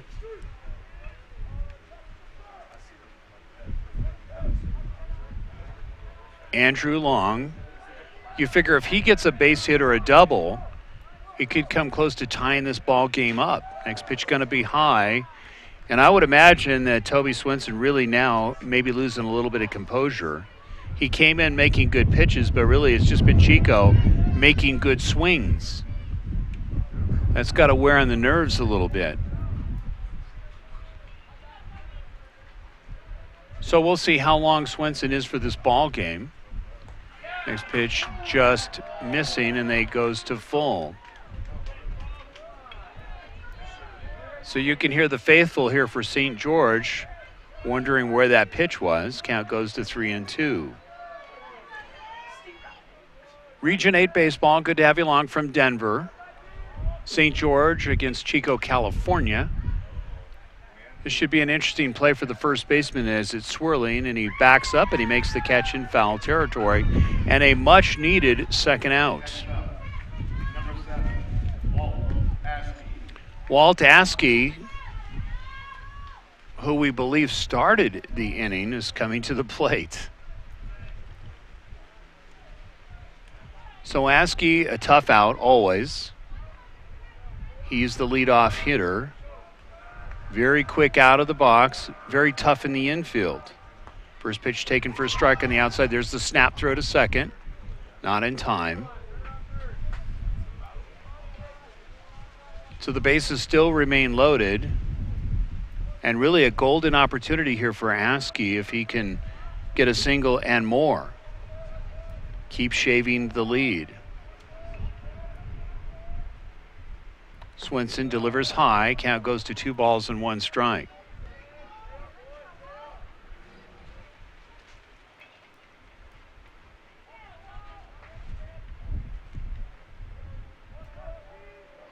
So Swenson trying to finish this one out, knocked down nicely by the catcher. If it gets by him, another run will score. We saw some very good bunts earlier in the ball game that really started to break it open here for St. George back in the 3rd inning. Fundamental baseball. Next pitch is waved at, and he misses for strike 2. 2 balls, 2 strikes, 2 outs. Bases are still loaded. Wind really starting to whip up. Swenson missing. It gets past the catcher. The runner's coming in. There's the toss, and it's knocked out of the glove. They're chasing the ball. Another run will score because Swenson was not able to get to the ball in time, meaning the pitcher, because it was knocked out of his glove. So guess what? More runs have scored, and the wheel's clearly falling off here for St. George in the inning. Now 6 runs in the inning, and it's a 1-run ball game. 12-11. As we mentioned in the cast earlier, how tough it is to catch on turf. Yes, it gives you some pretty true hops, but if you're a catcher and the ball hits in front of you, or if he's throwing a curveball, literally the ricochet makes it very tough, and it was tough for the catcher to get the play on the ball. So Walsh going to step to the plate. There's still 2 outs. Base hit, and it's all tied up. So we have men at the corners. So what a turn of events after lightning striking, giving us a 45-minute delay. St. George cruising. Coming back, and now Chico with lightning in the bottle, putting up 6 runs in this inning. Swenson delivers, and it's fouled away. It's now 0-1.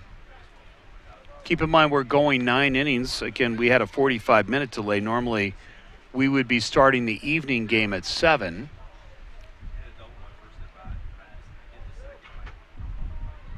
So we'll see if Chico is conservative on the base paths or more aggressive. Next pitch is hammered down the left field line, foul. Count goes to 0-2. Who would have imagined when we took that break how quickly Chico can come back? Well, I'm not surprised.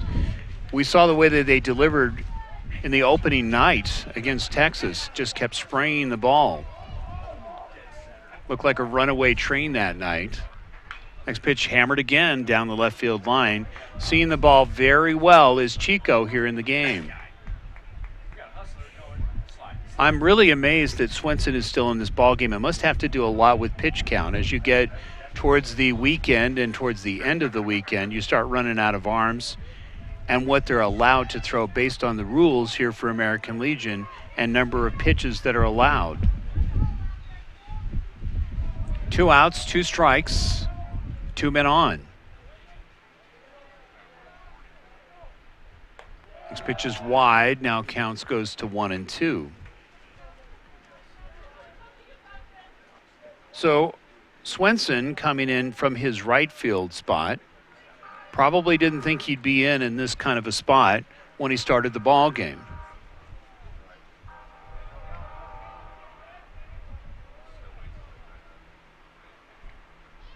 Next pitch, it's hit to center field. Center fielder looks like he's got a beat on it, and he makes the catch for the much-needed final out. But keep in mind, it's 16 hits, 11 runs, and 3 errors, and a huge inning here for Chico as they're now down only by 1 run.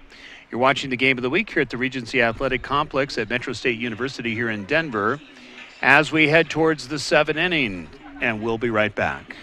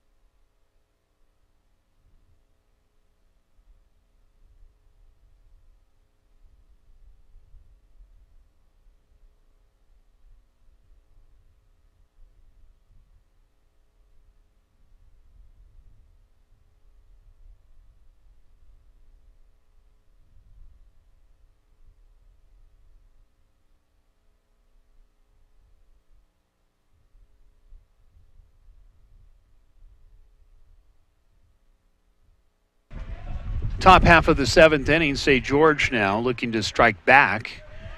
And they can do it just as effectively as Chico, so don't go away. We still have a couple innings left. And we already have a 12-11 ball game, very similar to what we saw last night in St. George with a big battle against Henderson, Nevada. Sorry about that. So that's the foul ball siren here. Gotta save the tennis, folks. I think we're going to need some tranquilizers before this game is over. 2 balls, 2 strikes. Nobody out, top half of the 7th inning. Mike Ray, Warren Ray bringing it to you from the Regency Athletic Complex. Next pitch is taken low, knocked down by the catcher. Count goes to a full and is now 3-2.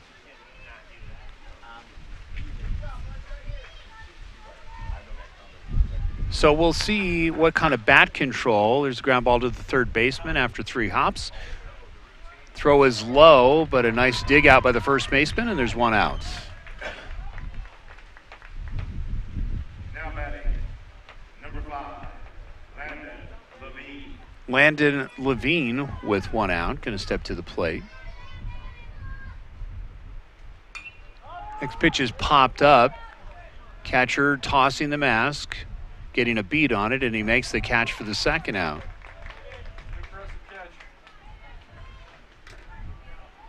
So Chico, much needed, very quick 2 outs. Number 49, Trey Allred. Carciola, got to be thankful that he's getting 2 quick outs and not letting St. George get untracked again.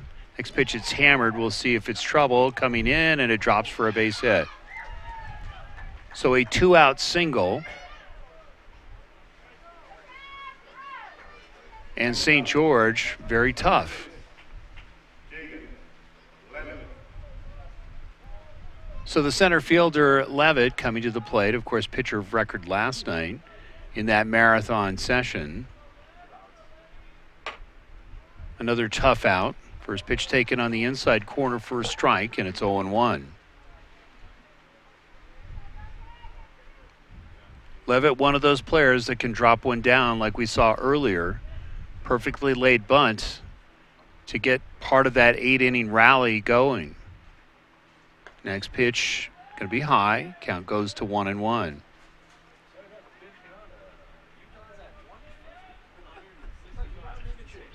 $16 hits so far in the ball game here for Chico. 12 hits for St. George. Next pitch taken, hit up the middle, base hit. So a 2-out rally here by St. George. Now batting, number 10, Peyton Higgins, who started the game, coming to the plate, would love to help his effort. Men at first and second. They're going to be looking force at third. Higgins also another tough out. Next pitch going to be a little bit high. It's now 1-0.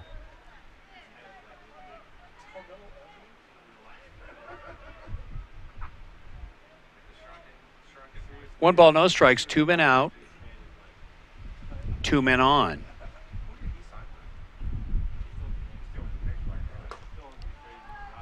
1-0 pitch goes high, and it now goes to 2-0. So if you're Chico at this point, you've had 2 quick outs, and now St. George really starting to show its colors again of fighting back. 2-out rally at this point, a base hit could add it and pad it to a 2-run lead instead of 1 run. Of course, as we mentioned, it was a 6-run explosion earlier in the inning.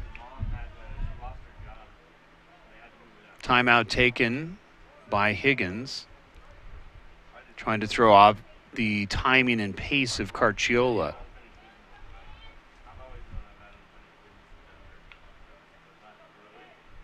They say it's a game of inches, and sometimes taking a timeout to throw off the rhythm of the pitcher can make a difference.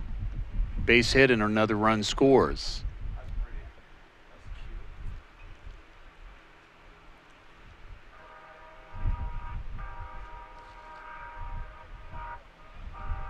2 balls, no strikes, 2 outs, 2 men on. 1 run is in. Next pitch taken for a strike at the knees, and it's now 2-1.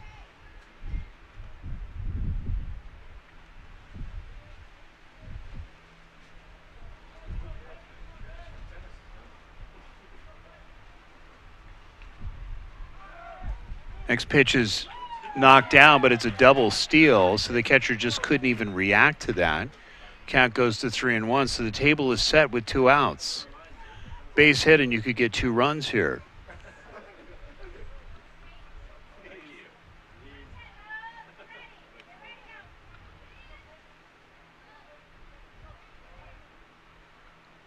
Knocked down by the catcher, and it's ball 4. Coming to the plate, number 28, Horsley. So Horsley now, with a great opportunity, a base hit, and 2 runs could score here. Keep in mind, it was a very quick 2 outs just about 2 minutes ago.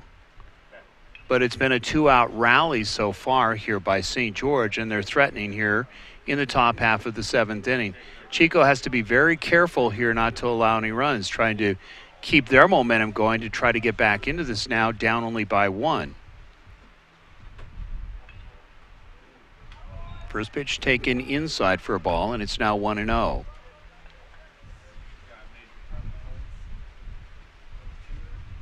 One ball, no strikes, 2 outs.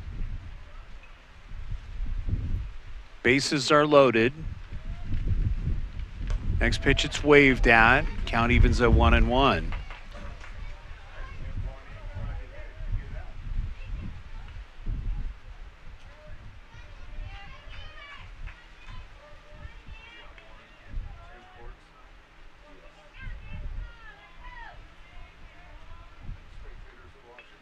Next pitch, it's fouled away. Count even at 1-1. So being a lot more tentative here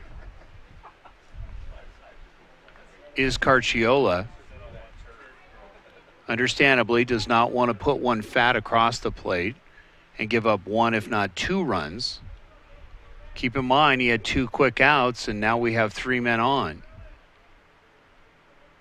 1-2 pitch on the way, hit down the left field line, foul sharply. Count still remains at 1-2.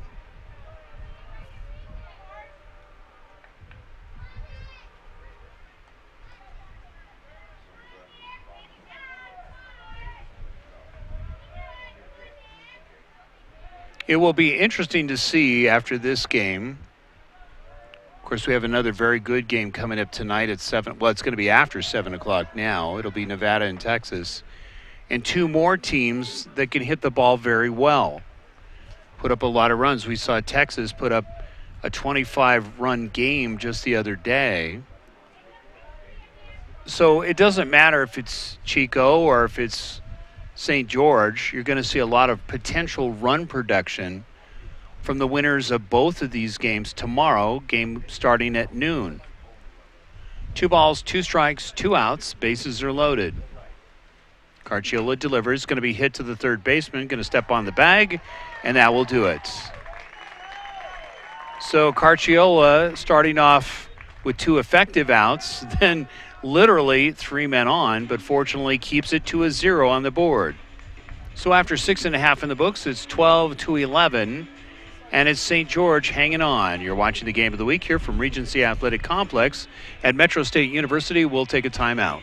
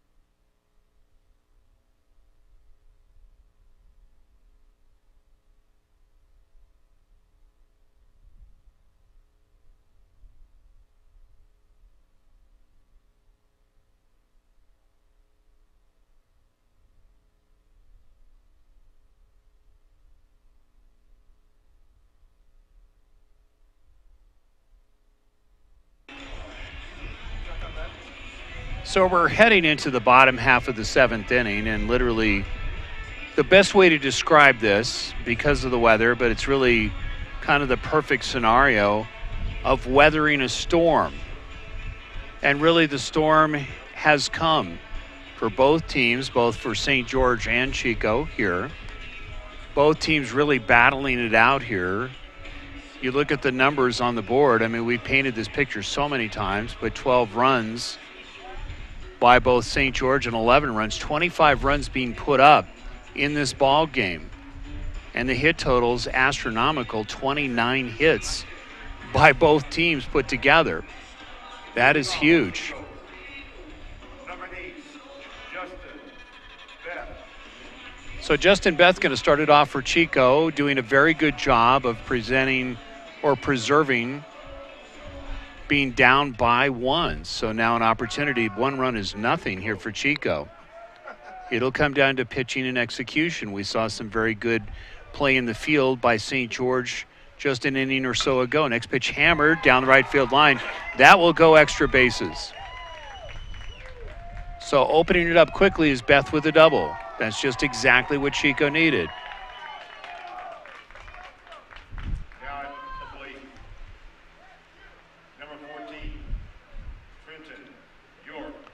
Trenton York going to step to the plate now.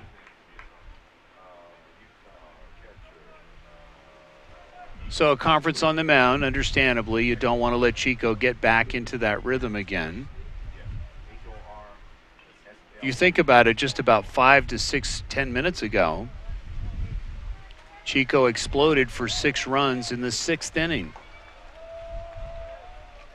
So St. George now talking it over, not wanting to give up that 1-run lead and making sure that they're making the right decisions. First pitch taken for a strike, and it's 0-1. Be very curious to see what kind of speeds are on the gun. I actually see one of the parents gunning one of the pitchers right now. No balls, 2 strikes. We're in the bottom half of the 7th inning on a lightning delay. So, of course, if you're tuning in, scheduled originally at 7 o'clock was the night game between Nevada and Texas, but that's going to be about 30 to 40 minutes later. Next pitch hammered to left field, base hit. Let's see, they're going to hold the runner at third. So just like that, Chico back in business, nobody out. So we'll see, it looks like the run will score, and we'll get the ruling on that. So it should be a tie ball game. Number 12, Ryan Bull.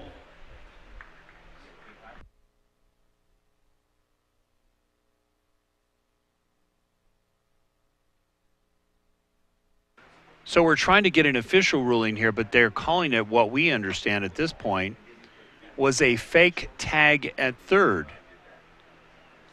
So for some reason, the runner is allowed or to advance, meaning on third, and the run scores. So, boy, just when you thought Chico was going to be out just a couple of innings ago, now they've tied this ball game up in the bottom half of the 7th inning. Don't go away. We still have 2 more innings to go.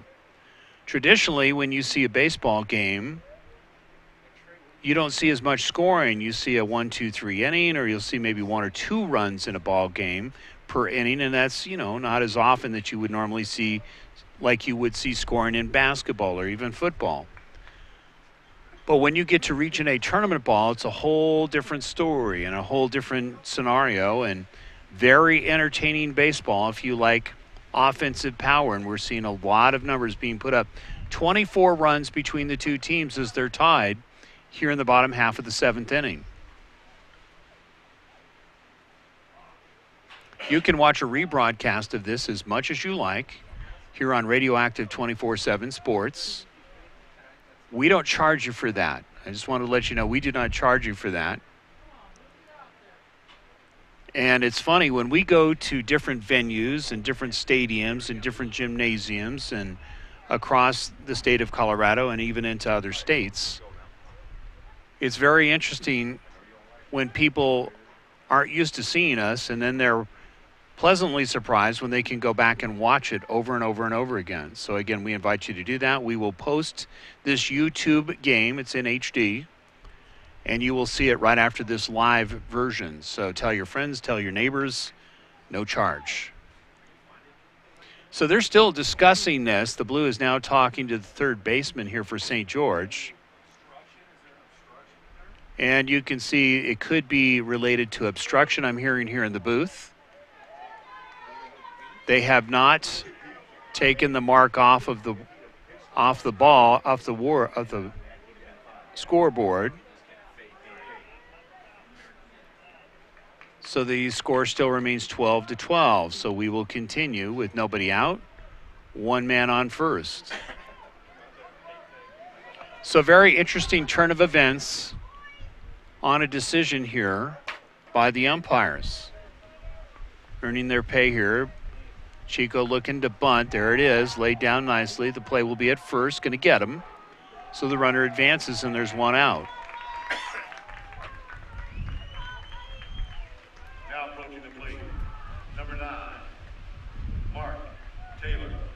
Mark Taylor going to step to the plate. We're really getting to know these players extremely well because they batted around so many times. We could almost do the book on them as far as how they hit and their tendencies.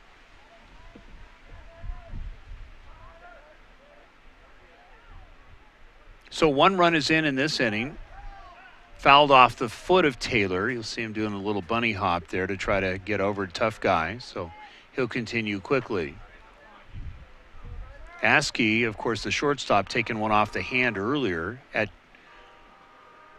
but then came on later as a part of that big 6-run inning, shaking it off, getting the hit. Shows you how badly they want to win this one. No balls, one strike, one out. Ball knocked down, keeping the runner at second.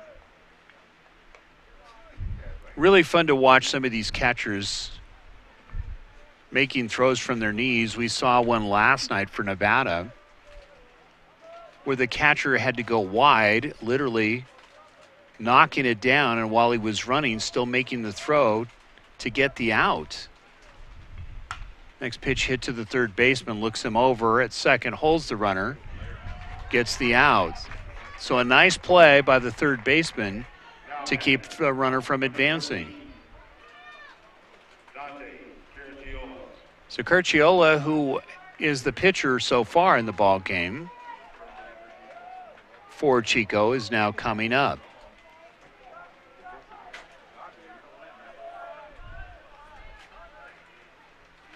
$17 hits in the ball game now for Chico. First pitch is waved at for a strike, and it's 0-1.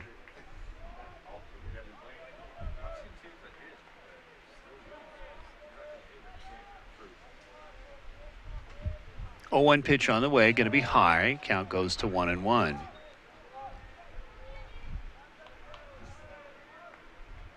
So Landon Levine coming in here in the bottom half of the 7th inning with a chore to try to slow down Chico, who already has a run in and a runner on second with 2 outs.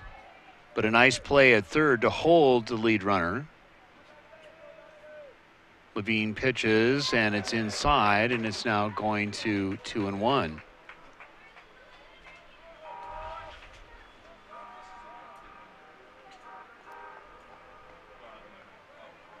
Two balls, one strike. Levine delivers. Ball is popped up. It's going to be in short right field. Making a catch is the second baseman for the final out. But one run is in with 7 completes. Chico doing the job, and it's now a 12-12 ball game. You're watching the game of the week here at the Regency Athletic Complex Center, and we'll be right back.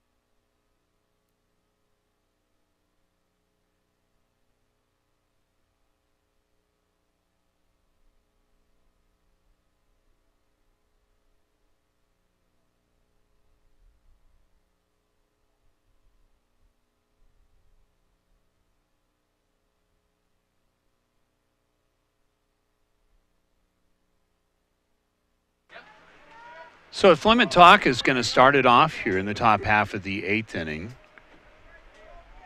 calling timeout before the first pitch is delivered.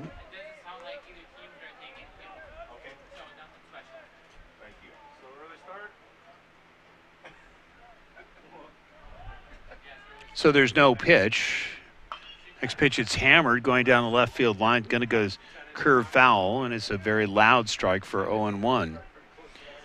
So hang on to your seats. Get your coffee pots ready. This could still go some more time here with a couple more innings left. I mean, the inning time as far as trying to play this one has been extensive but very entertaining. Next pitch is taken for a strike at the knees, and it's now 0-2. No balls, 2 strikes. Next pitch going to be in the dirt, knocked down, or we'll say the turf, and it's now 1-2.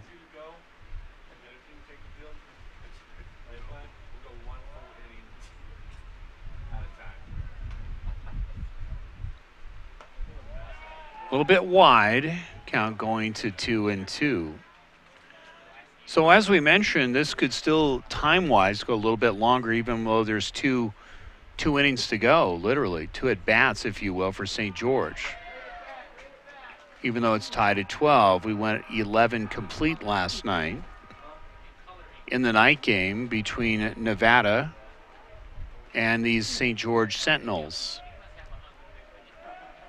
And it looks like we're starting to continue to have that same kind of battle like we saw last night. Good pitch, striking him out, and there's 1 out. Now batting, number 19, Weston Sampson. So Sampson going to face Carciola. There's 1 out after the strikeout, and you can see Carciola starting to settle down. He's been in for about 3 innings. First pitch is cued foul. Count goes to 0-1. But Carciola, if you look at the effectiveness that he's had here in the last 3 innings, there were no runs scored in the 5th inning, only 1 in the 6th, and now we're in this, actually in the at the 8th inning. Next pitch is hit down the left field line, foul.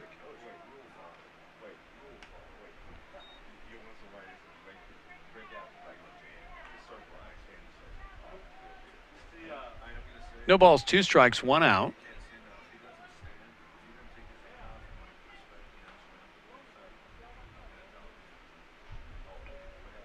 Carciola trying to get him out here with another strikeout. We just saw one. Really started to utilize more of the spins. In other words, throwing curveballs as well as the fastball.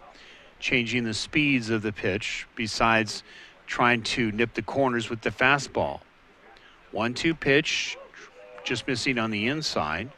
2-2. So the fans being treated to another very good and competitive ball game here. Another one coming up here for the night set. Count goes to 3-2, missing outside. Trying to nip the corner and tease the batter. 3-2 pitch on the way. Hit down the left field line. It's a fair ball. We'll see if it gets there in time. And a nice play by both the third baseman and the first baseman for Chico. A 1 hopper to get the out. Now batting, number 4, right, Erickson. You almost think Brooks Robinson was in the house here. Great play at third. So there's 2 down, and Carciola got to give a tip of the cap there to his third baseman. Next pitch taken on the outside corner for a strike, and it's 0-1.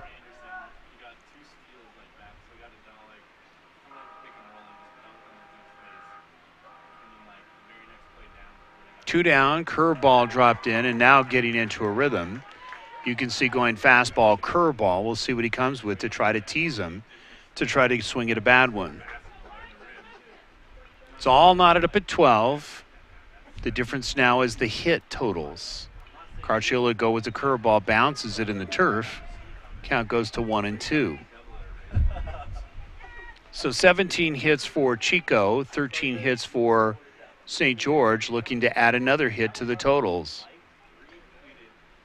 3 errors each. So really, Carciolo is a breath of fresh air here for Chico. There's a ground ball to the shortstop. Askey comes up firing. There's the bounce. But this time, the first baseman not able to come up with it, so it's a base hit. Next up, number 9.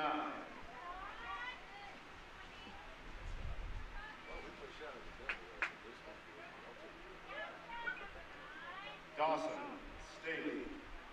So Dawson Staley going to step to the plate, but it's Mark Taylor on first, number 9, trying to make another great play at first base, just not able to come up with it. First pitch is fouled away to Staley, and it's now 0-1. So the weather's starting to cool off a little bit, just like we saw reminiscent the other day. Started off warm. This is Colorado weather. 1 man on with 2 outs. Next pitch going to be hit to the shortstop. Askey going to step on the bag, and that will do it. So a very good inning here in the field in pitching by Chico. So after 7.5 in the books, 12-12 tie. You're watching Region 8 baseball tournament from the Regency Athletic Complex at Metro State University. We'll be right back.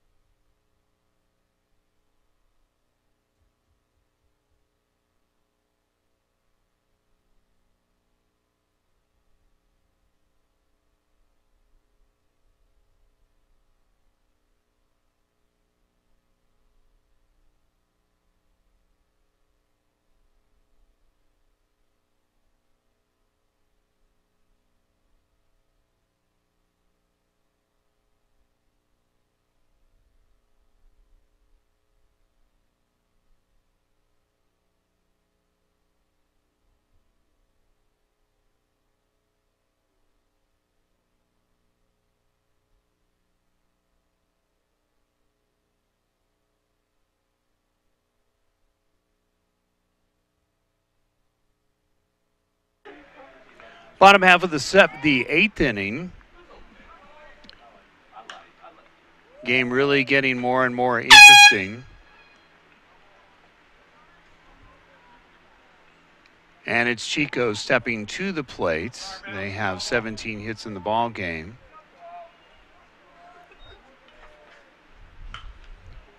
Going to be a little looper to center field, and a nice catch by St. George, and there's one down.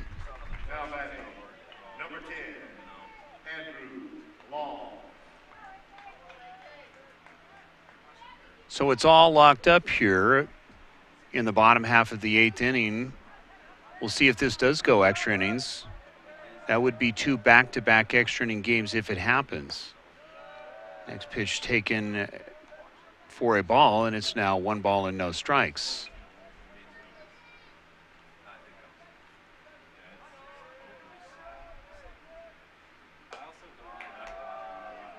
Little bit wide, taking it to 2-0. You don't want to let Chico get started here. As we saw in the last inning, putting 1 up. There were men at the corners, and then for whatever reason, we're still trying to find out what the call was by the umpires, but the runner was allowed to advance, tying the ball game up.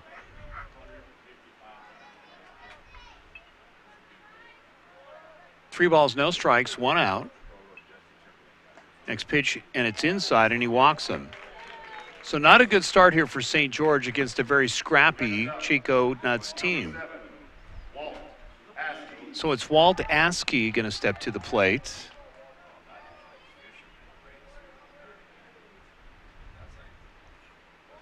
With 1 out. On deck, it's Daniel Welsh.